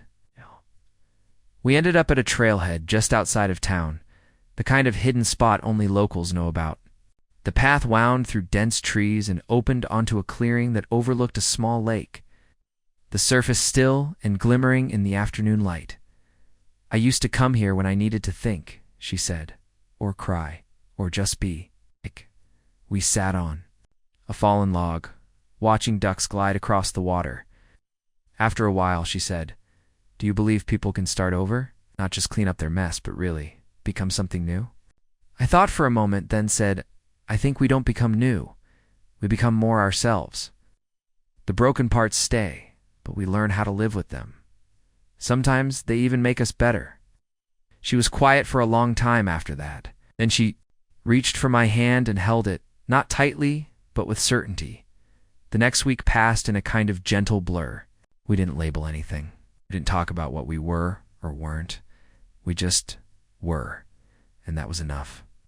But even in the peace, I could feel the undercurrents of her doubts. Not because she said anything, but because of how she hesitated. Sometimes before calling me, how she triple-checked herself before laughing too hard or leaning too close. One evening, I arrived to find her sitting on the porch, a photo album in her lap. She looked up at me and patted the seat beside her. "I've been thinking about my mother," she said. "She used to tell me that women like us, ones who've been hurt deeply, we don't love easily. But when we do, it's with everything." She flipped the album open and showed me a photo of her as a teenager, her mother standing behind her, arms wrapped around her shoulders. She was the strongest woman I knew, the most careful. She stayed single for the rest of her life after. My father left, said she didn't have the energy to risk it again. "And what about you?" I asked. "Do you have the energy?" She stared at the photo for a moment, then closed the album. "I don't know, but I have the want, and maybe that's a start." We sat on the porch until the sun dipped below. The trees, the sky turning to a soft lavender haze. It was the kind of evening that didn't ask for much, only your presence. And in that quiet, I began to understand the real shape of what we were building. Not a fairy tale, not a perfect romance, but something rooted, something earned. She looked over at me then, her voice low but sure. "Do you ever worry that this is too slow? That maybe I'll never catch up to where you are?" I shook my head. "I'm not trying to arrive anywhere. I'm just walking this with you. As long as you're willing to keep going, I'm here."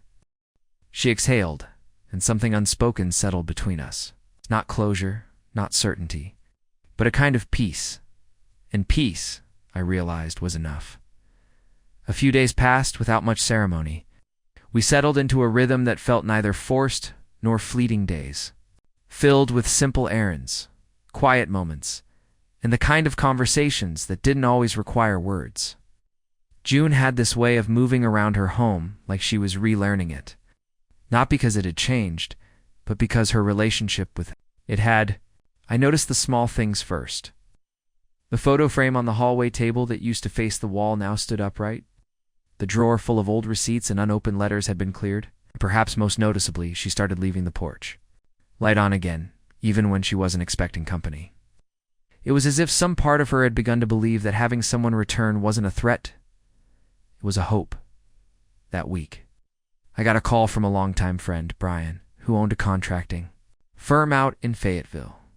He had a few months' worth of work lined up and needed someone dependable to help manage it. It was a good offer, decent pay, stable hours, and something I would have jumped at not too long ago. Told him I'd think about it, hung up the phone, and sat in my truck for a long while, staring at the dashboard. The job would mean relocating temporarily, at least an hour and a half away. Not a world apart, but far enough to disrupt whatever delicate thing June and I were building that evening, I told her. Not in a dramatic way, not as some kind of test. Just laid it out honestly. Brian offered me a job in Fayetteville.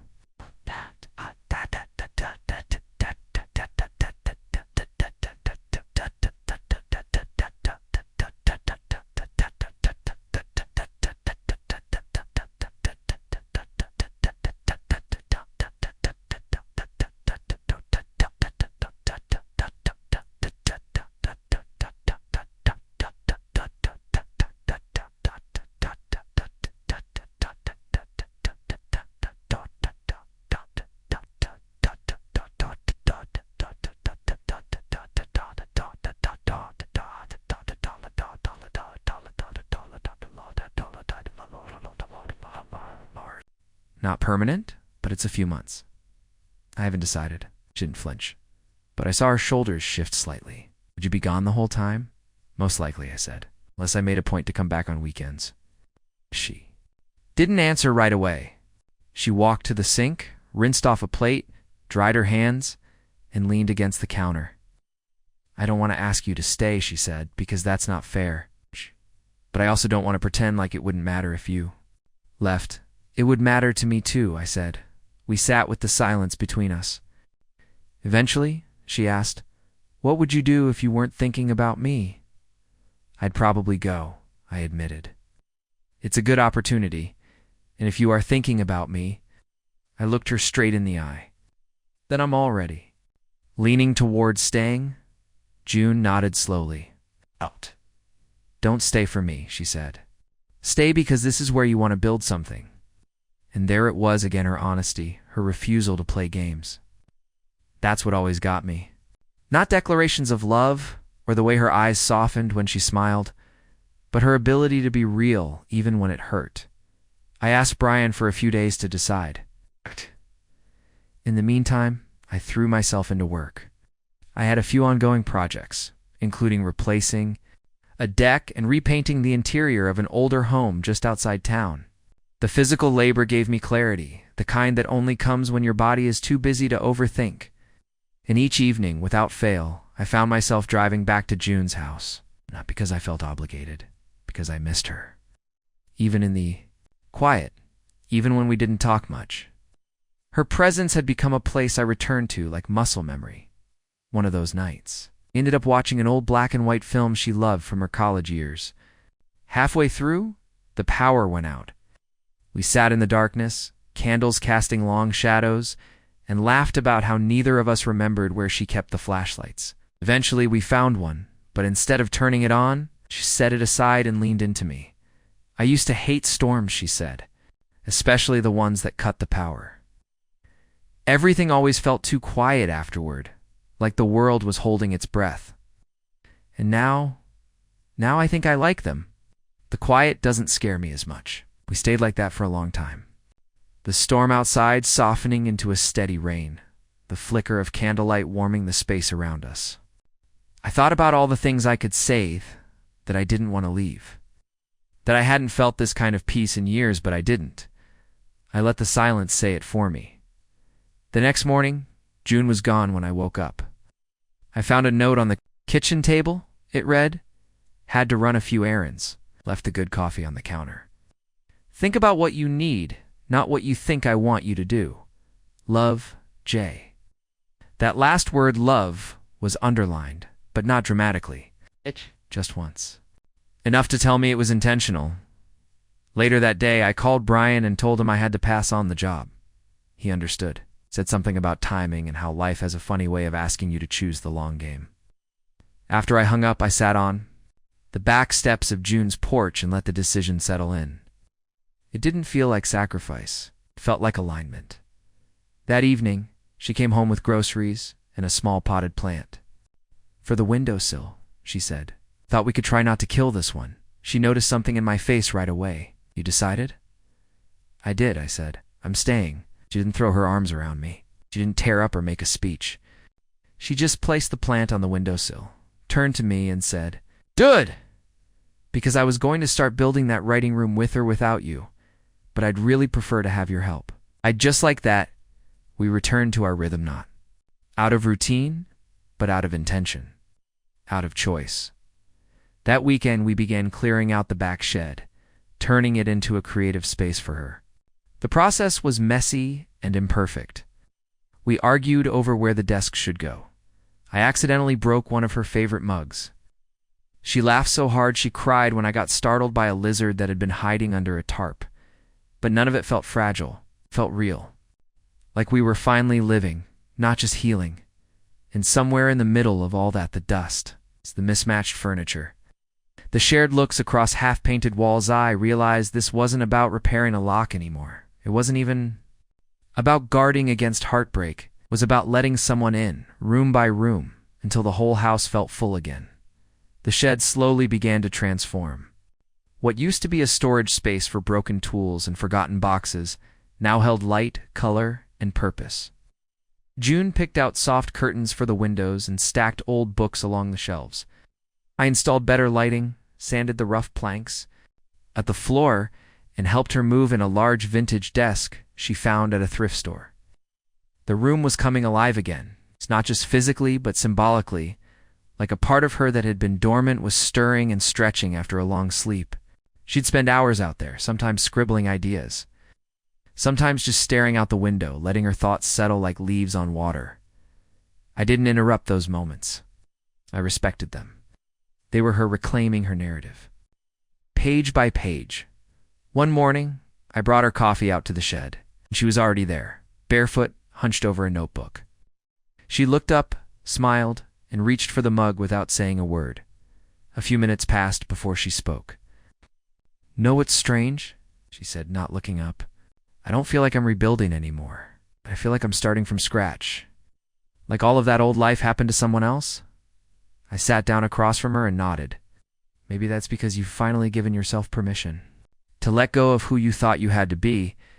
She put her pen down and gave me this long, thoughtful look. "Or maybe I've finally let go of the idea that being alone was the safest way to live." Those words stuck with me all day, because I had once thought the same thing. I had lived in motion for years, drifting from place to place, telling myself I was free, when really, I was just untethered. I wasn't running toward anything, was just avoiding the stillness, the intimacy, the risk. And here was June, a woman who had known heartbreak more profound than I could understand, choosing stillness, choosing presence, choosing to write again in the same house where she once grieved.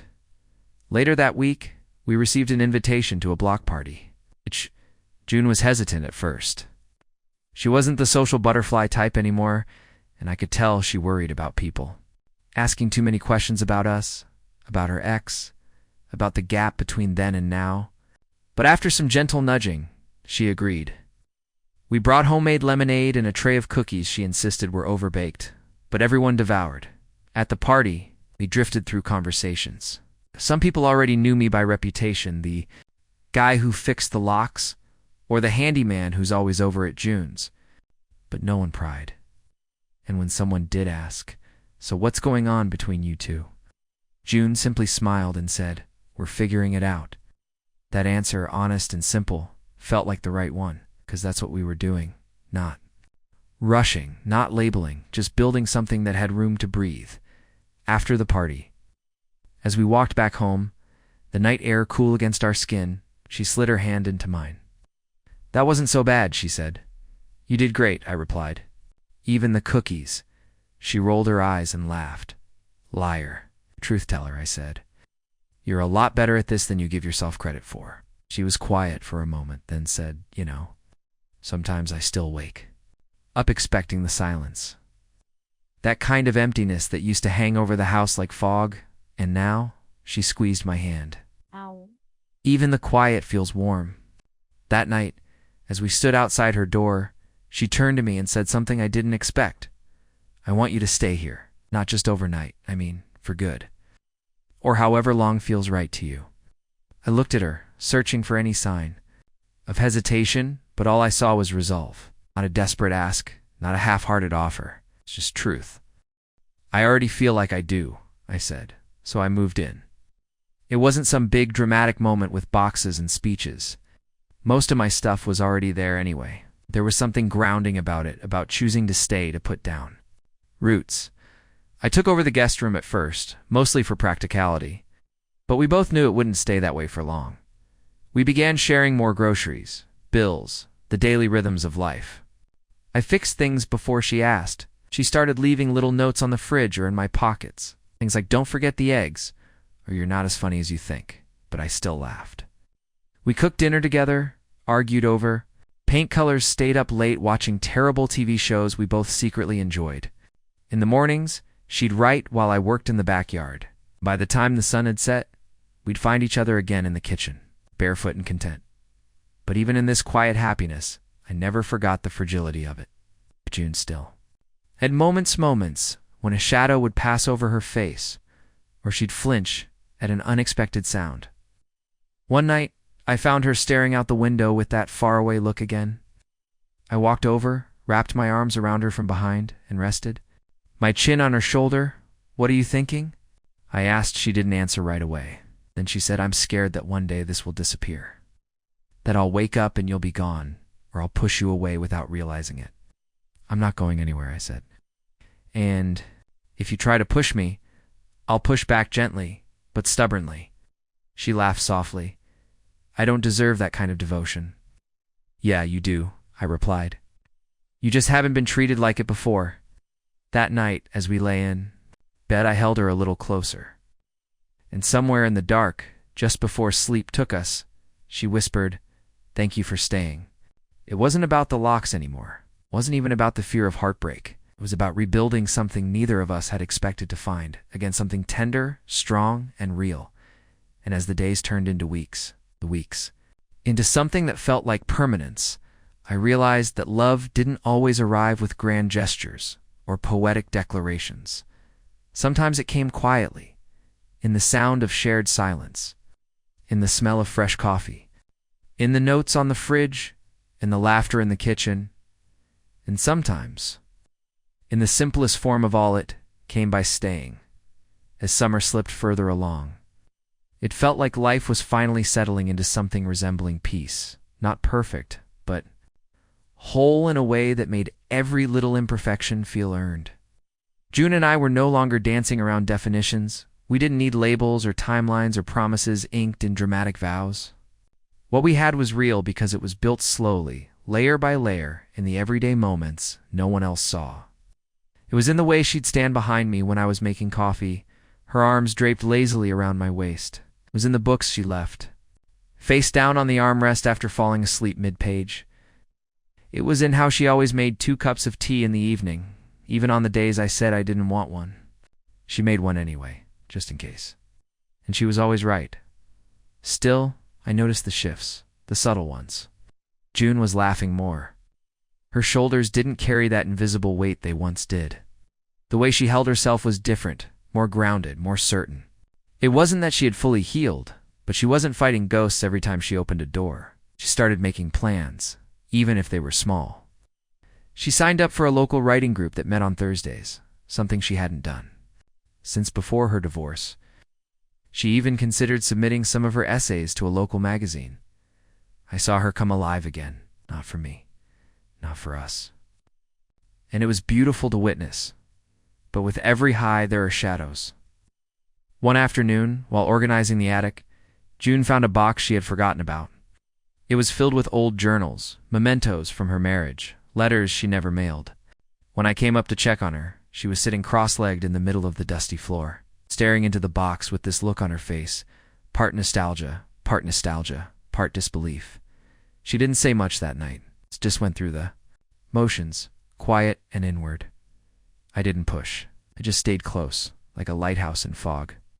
It wasn't my job to steer her away from the rocks. It was just my job to be steady while she found her course.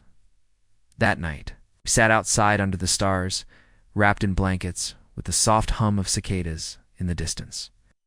After a long silence, she finally said, "It's strange how some parts of your past don't feel like they belong to you anymore, like they were someone else's life entirely." I listened, not speaking, letting her fill the space at her own pace. "I looked at those journals," she continued, "and I didn't recognize the woman who wrote them. She was scared all the time, always trying to keep the peace, always editing herself to fit someone else's idea of enough. And I realized I'm not scared like that anymore. I'm still cautious, still tender, but I'm not scared." "That's growth," I said quietly. "No," she replied, looking at me with eyes soft and deep. "That's love. The real kind. The kind that doesn't ask you to shrink." I reached for her hand then because there were no words I could offer that would carry more weight than that truth. And that was the moment I knew we weren't just living together. We weren't just cautiously exploring something fragile. We were building a partnership shaped not by passion alone, but by grace, patience, and the refusal to run when things got uncomfortable. One afternoon, we got an unexpected visitor, June's younger sister, Meredith. She hadn't seen her in Nearly 2 years, not since the last of the court proceedings from the divorce. They had grown distant, not out of anger, but exhaustion. Too many unspoken expectations, too many layers of protection built between them. But Meredith had driven. 3 hours without warning, just to check in. She rang the bell, holding a pie in one hand and a nervous smile on her face. June opened the door, stunned for a second, before breaking into this cautious but warm laugh. She said, "I guess some surprises are good." They talked in the kitchen for a long time, and I kept to myself, fixing a leaky faucet in the bathroom to give them space. But later, Meredith found me on the back porch and said, "Thank you for staying." She doesn't let people in easily, but it's clear she'll let you. She let herself, I replied. I just didn't walk away when it got quiet. Over the next few days, the house felt full in a different way. Meredith stayed in the guest room and helped June organize boxes of old papers and family photos. I saw them laughing like kids again, teasing each other over childhood stories, trading secrets like they used to before life hardened around them. It reminded me how healing sometimes requires more than solitude. Sometimes it needs the return of old roots. When Meredith left, June stood on the porch watching her car disappear down the road. She didn't cry, but I could tell her heart was wide open. She turned to me and said, "I never realized how much of myself I had hidden even from her. It's like I've been slowly returning to myself." "You've never left," I said. "You just needed space to hear your own voice again." She leaned into me, resting her head on my chest. "I think I'm ready for more." "More of what?" I asked. "More everything. More life, more risk, more US." That was when she told me she wanted to travel just somewhere small, maybe. The coast or the mountains. A weekend away from the routines, a chance to breathe different air together. I smiled, already imagining us walking along a quiet shoreline, or sitting in a cabin with rain tapping gently on the roof. We chose the coast, a small cottage near the bay, a few hours' drive. It wasn't extravagant, but it didn't need to. The trip itself felt like a declaration that we were no longer surviving. We were choosing. Participating in our own joy. At the cottage, June woke early to catch the sunrise. I found her wrapped in a blanket on the porch, coffee in hand. Her hair messy from sleep, her eyes wide and full of wonder. "This is what I dreamed of when I left him," she said. "Not the cottage, not the view, but this feeling. Of waking up without fear, of being beside someone who doesn't ask me to earn love." I sat beside her and pulled her into my side. "You never had to earn it with me. You just had to let it in." She looked at me then, her eyes wet, not with sadness, but something deeper. "I still don't know what will become, but I want to find out." I told her honestly. So do I, one morning at a time. Turning from the coast felt different than I expected. In the past, vacations always carried a bittersweet weight, the kind that makes you dread re-entering the daily grind. But not this time. Coming back to June's house, our house now in everything but paperwork, felt like coming home, not leaving something behind. We unpacked our bags slowly, not in a rush to resume routine, but savoring the ease that had built between us. Watered her plants and rearranged some books she'd brought along to read, while I folded laundry and cleaned out the car. It was quiet, ordinary work, but it carried a new softness. Felt like we were no longer playing house. We were building it. One shared drawer, one cup of tea. One night of holding each other through sleep and the silence between words. That week, I noticed a shift in June's energy. She began drafting essays again, not just scribbled thoughts or therapeutic journaling, but full pieces, vivid, vulnerable, purposeful. She let me read one late at night.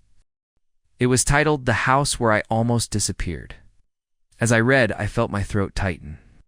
Her words traced years of shrinking, of staying silent in her marriage out of fear, of locking herself in routines that muted her spirit. And then, about 2/3 through the piece, there was a sentence that struck me like lightning.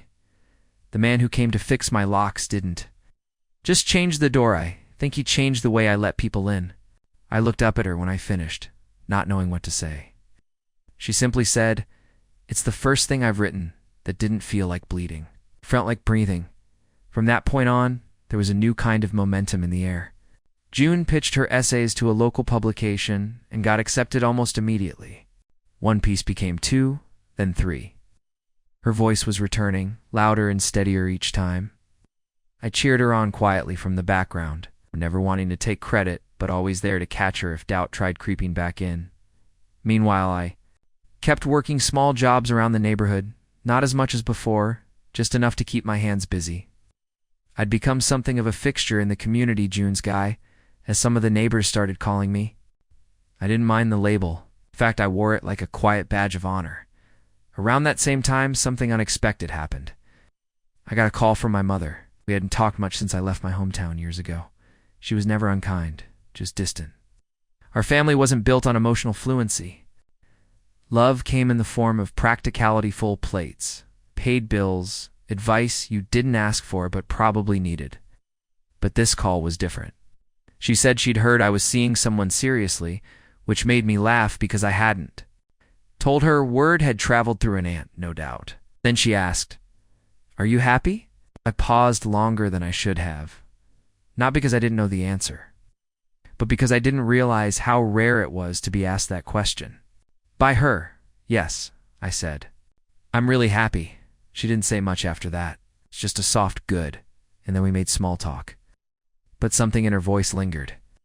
I told June about it later that night, and she smiled in this way that said she understood. "It's strange when people start recognizing your happiness before you fully own it," she said. "Like they see the light around you before you see it in the mirror." One day, while June was out meeting with her writing group, I decided to fix the sagging front steps. They'd been squeaking lately, and I'd put it off, distracted by other things. I got to work mid-morning, and as I lifted the bottom panel, I noticed something tucked beneath one of the Bordzan old photos, dusty and folded. It was a picture of June and her ex-husband. She looked younger, thinner, with forced joy in her smile. He stood stiffly beside her, hand on her shoulder like an obligation. I held the photo for a long moment before slipping it into my back pocket, not out of suspicion or jealousy, but because I knew she hadn't put it there to remember. She'd hidden it to forget. When she returned, I handed it to her. She looked at it, exhaled slowly, then dropped it into the trash without a word. "Don't need to explain," she said, and I nodded. She didn't. Some things are heavier left unspoken, and some healing happens in the quiet decision to let the past rot. That night, sat on the porch watching the sky turn the color of worn denim. June rested her legs across my lap, a blanket thrown lazily around our shoulders. "I've been thinking," she said, "about selling the house." I froze. "Really?" She nodded.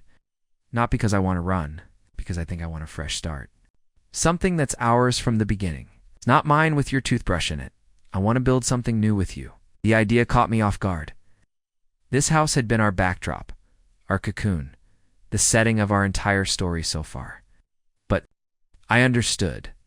It had been her place of survival, yes, but also her place of ghosts. If she was ready to step fully into her next chapter, then maybe a new home was more than just 4 walls. Maybe it was a symbol, a declaration, door not just locked, but opened with intention. We began looking, slowly, casually. We didn't have a deadline or pressure, just an openness to possibility. June created a list of things she wanted: a big window in the kitchen, space for a garden, a cozy room for writing. I added a covered porch and a garage with enough space for a proper tool bench. We visited a few places, none of them quite right. But every visit felt like a test run in dreaming together. It wasn't about finding the perfect property. It was about imagining a life we were actively shaping, hand in hand.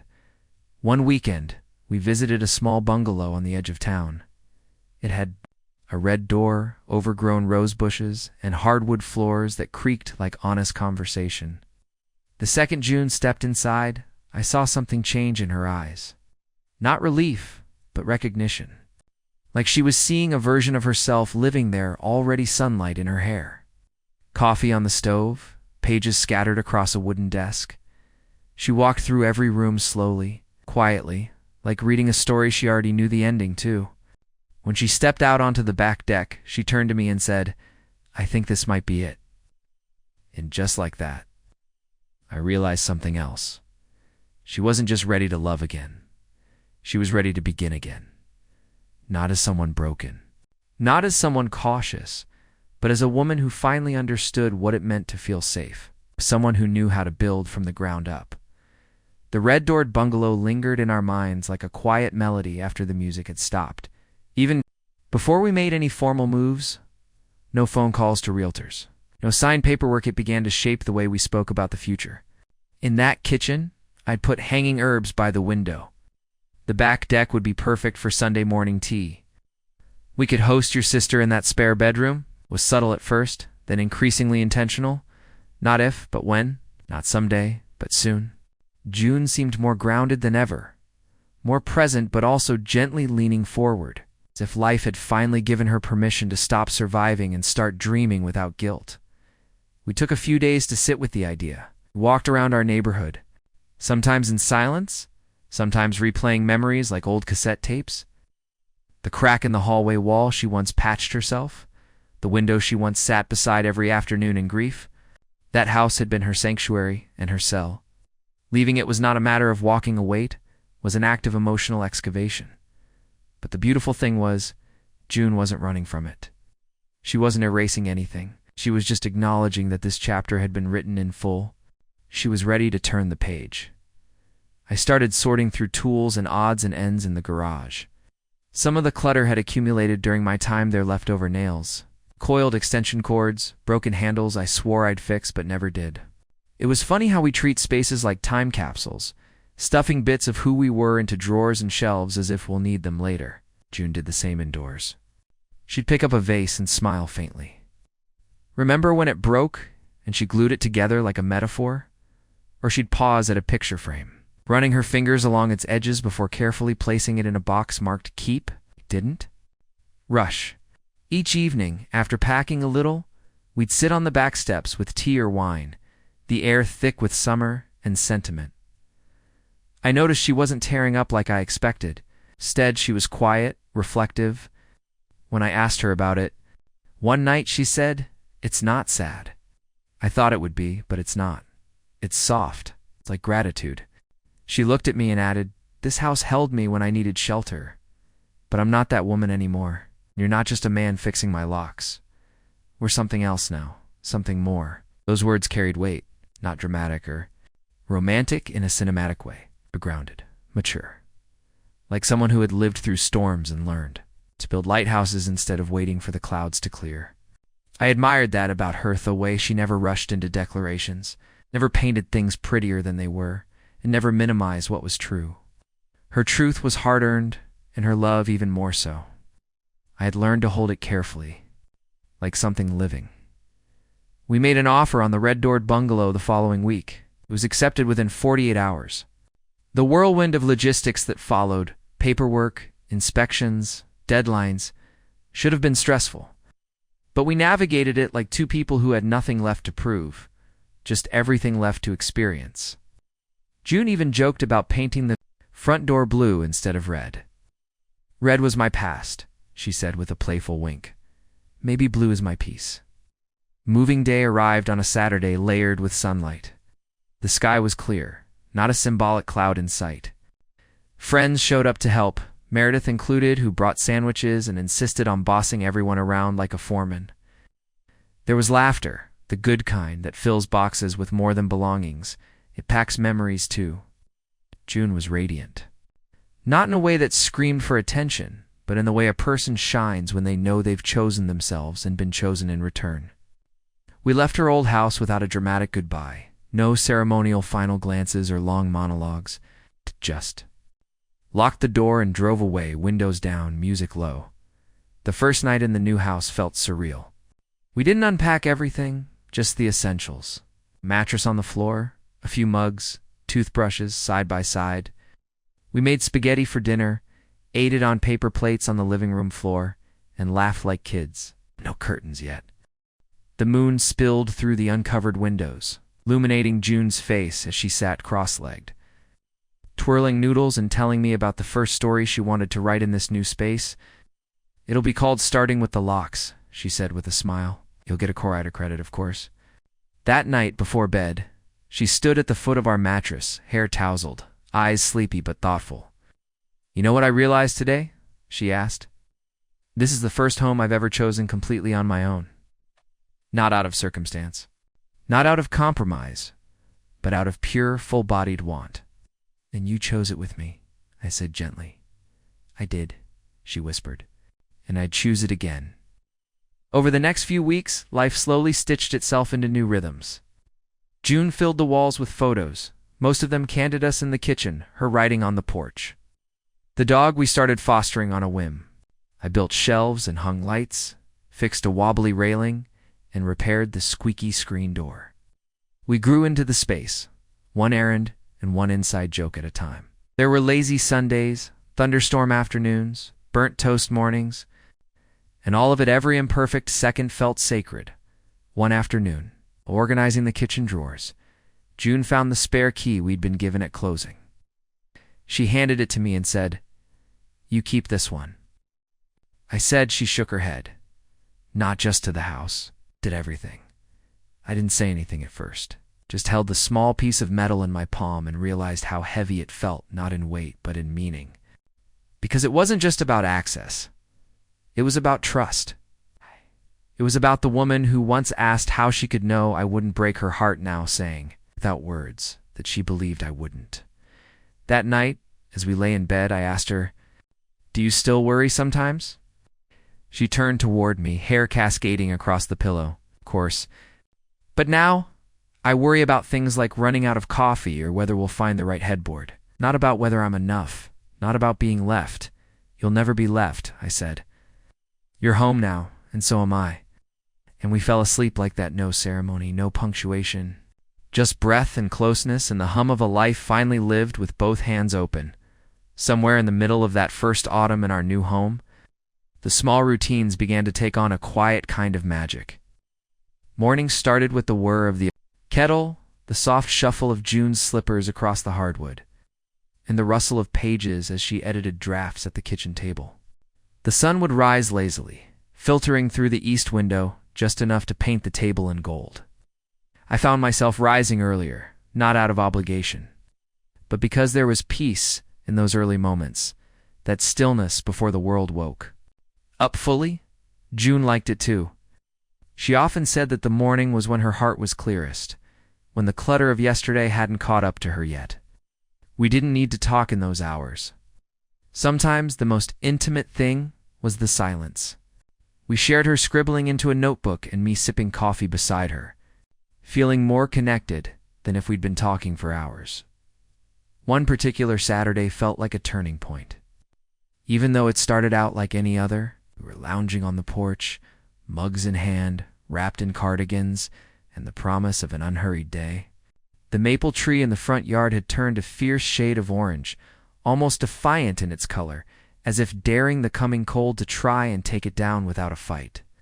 I'd mentioned wanting to rake the leaves that afternoon, but June was lost in a thought she hadn't voiced yet. I knew her well enough by then to recognize that far-off look, one eye on the present, the other rummaging through a memory. I waited, not pushing her. Eventually she said, "Do you remember the day we met?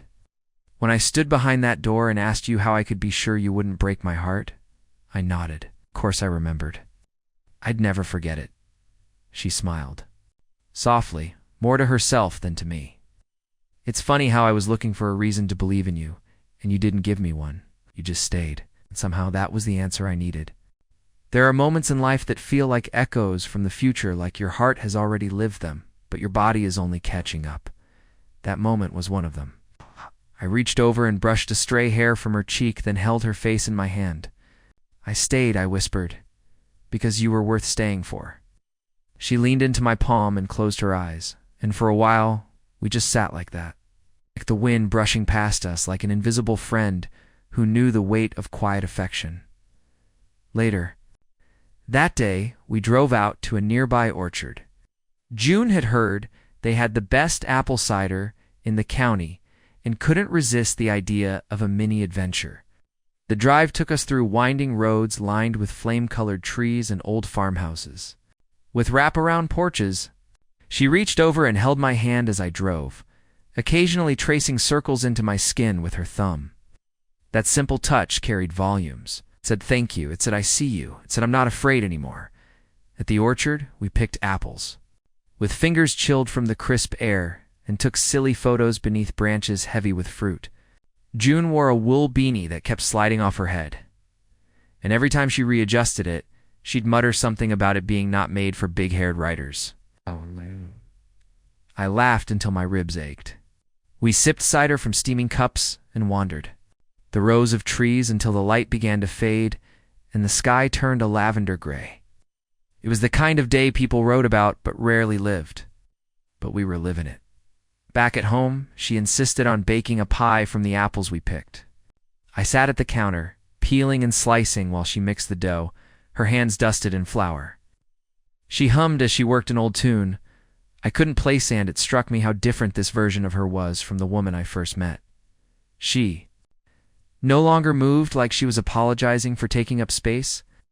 She took up the whole kitchen now, the whole world, really. We ate the pie on the porch, wrapped in a shared blanket, watching stars poke holes in the navy sky. She rested her head on my shoulder and said, I never imagined I'd get this again. Not just love, but peace. I kissed the top of her head. It's not about what you imagined. It's about what you allowed yourself to receive. She looked up at me, eyes glistening in the starlight. I think part of me still worries this could all go away. I wrapped my arm tighter around her. We all worry. But the difference now is, you don't have to face that worry alone. She nodded, slowly, and then her lips curled into a smirk. So what happens if we get old and cranky? Then we'll be old and cranky together, I said. I'll still rake your leaves. You'll still write angry letters to the editor when they mess up the crossword, she laughed. Deal. In the weeks that followed, we settled even deeper into our new rhythm. We hosted Meredith for dinner, started attending a small local book club, and even adopted a scruffy mutt from the shelter who June named Vincent after her favorite painter. Life felt full, but not crowded. Contentment became the baseline instead of the exception. One evening, I came home from a repair job and found June in the writing room, a file open on her computer titled Locks and Keys. I peeked over her shoulder and saw she'd been writing. About us. About how love didn't knock, broke in gently, uninvited but necessary. How sometimes you have to change the locks on your past in order to open new doors for the future. I didn't read much, just enough to feel a swell of pride. In gratitude? You're writing about me? I said. She smiled, not looking up. No, I'm writing about us. That night, before we fell asleep, she asked me something I didn't expect. You ever thought about marriage? Again, I turned to face her, heart thudding not out of fear but readiness. Have, I said, but only with you. She looked at me with a mix of vulnerability and certainty. Then maybe, someday. Not now, but maybe someday.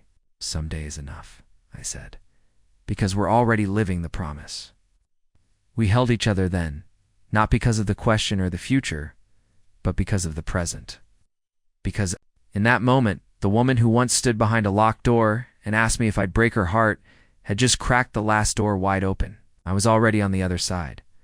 The days rolled into weeks, and the weeks quietly folded into a season of comfort neither of us had expected to know so deeply, so calmly.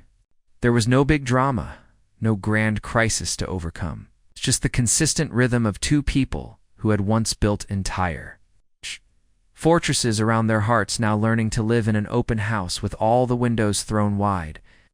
That was the beauty of it. There was no longer a need to test the foundation because we'd already weathered the storms and were still here.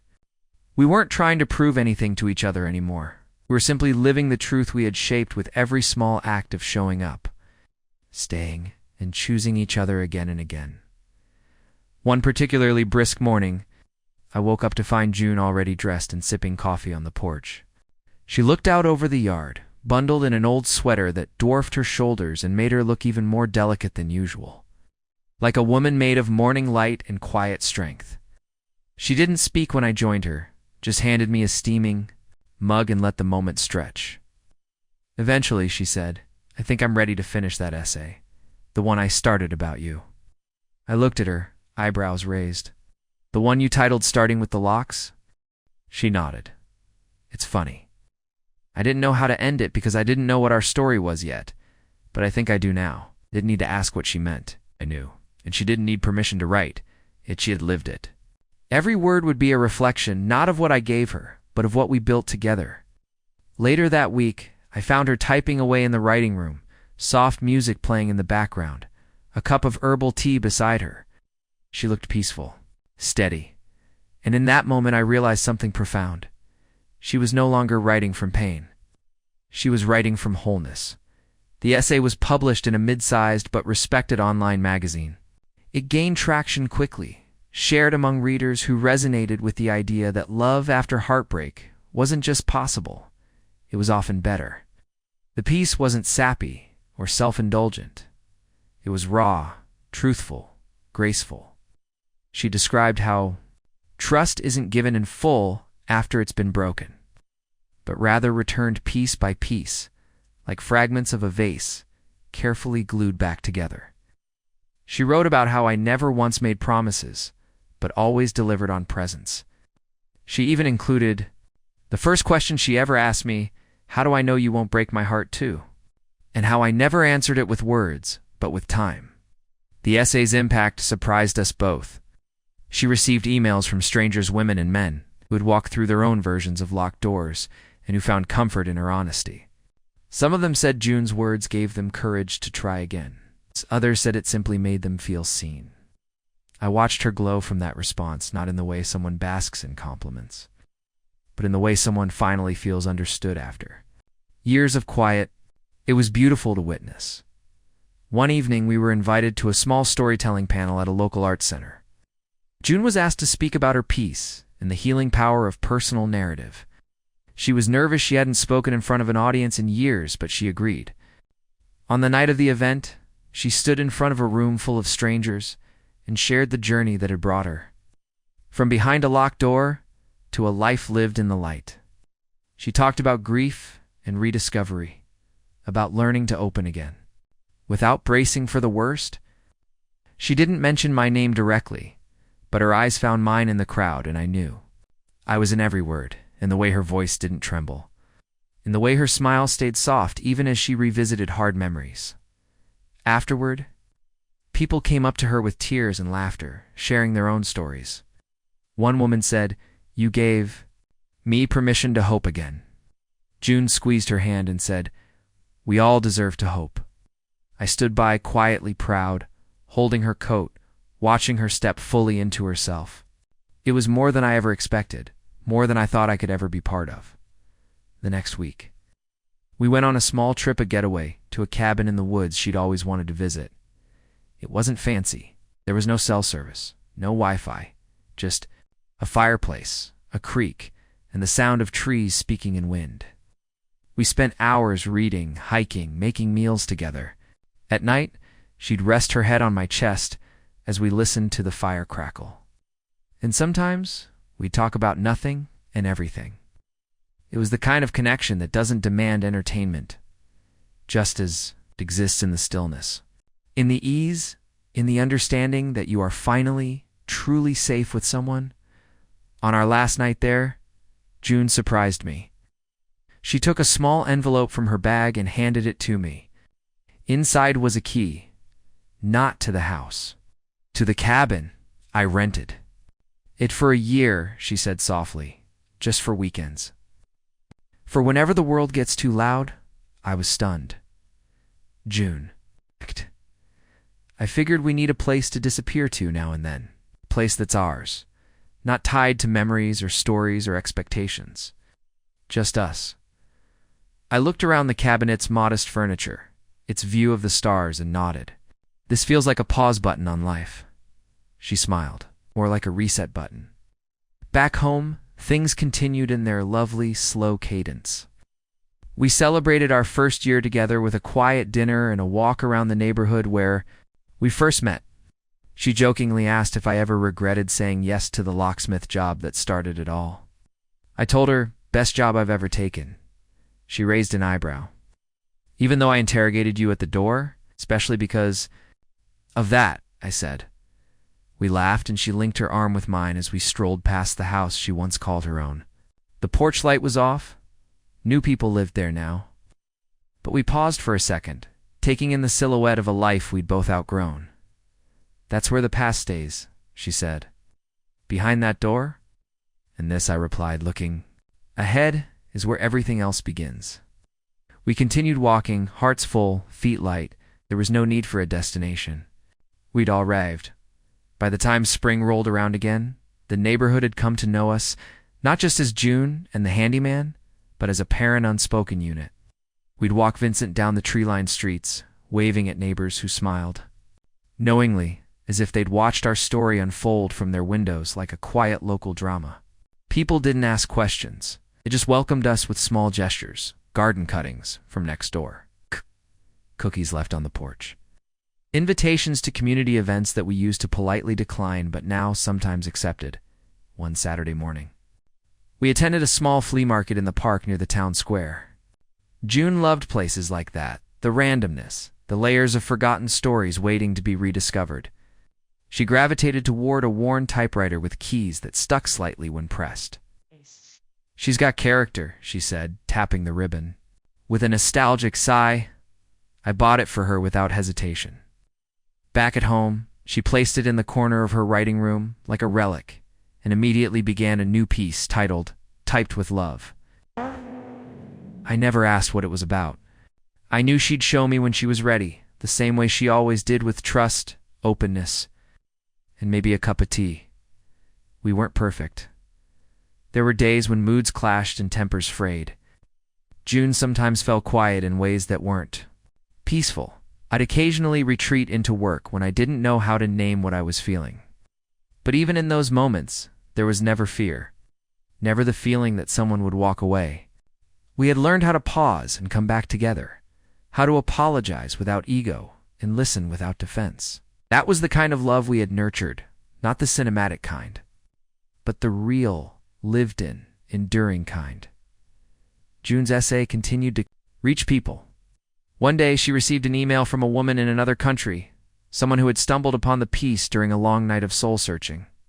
The woman had just left a long, emotionally draining relationship and said June's words made her feel like healing was not only possible, but inevitable. "Your story was the light I didn't know I needed," she wrote. June cried after reading it, not out of sadness, but because it proved that truth told bravely becomes a bridge for someone else's crossing.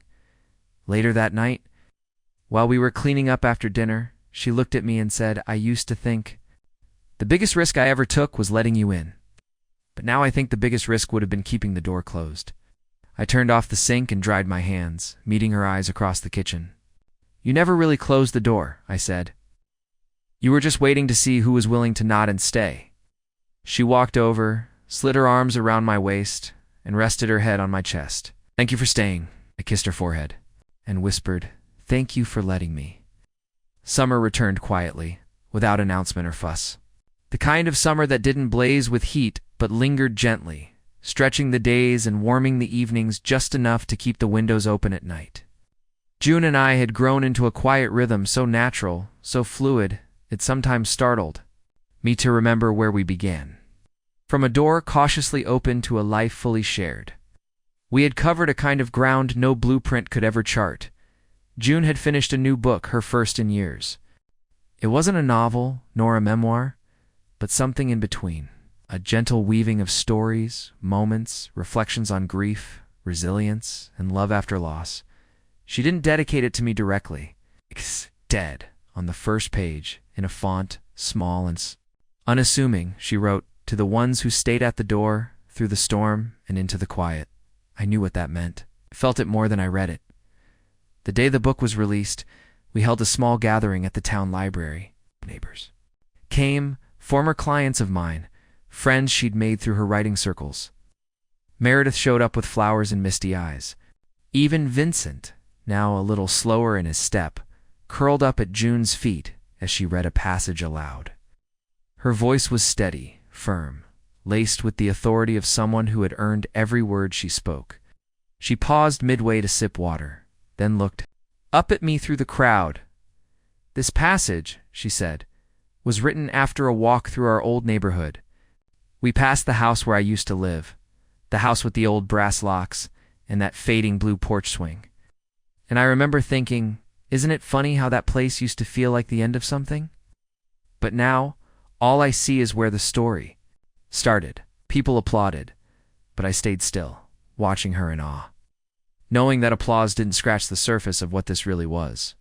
This was a woman who had rebuilt herself. Somehow, she'd made room for me in the rebuilding. We left the library with her hand in mine, and a quiet kind of joy between us.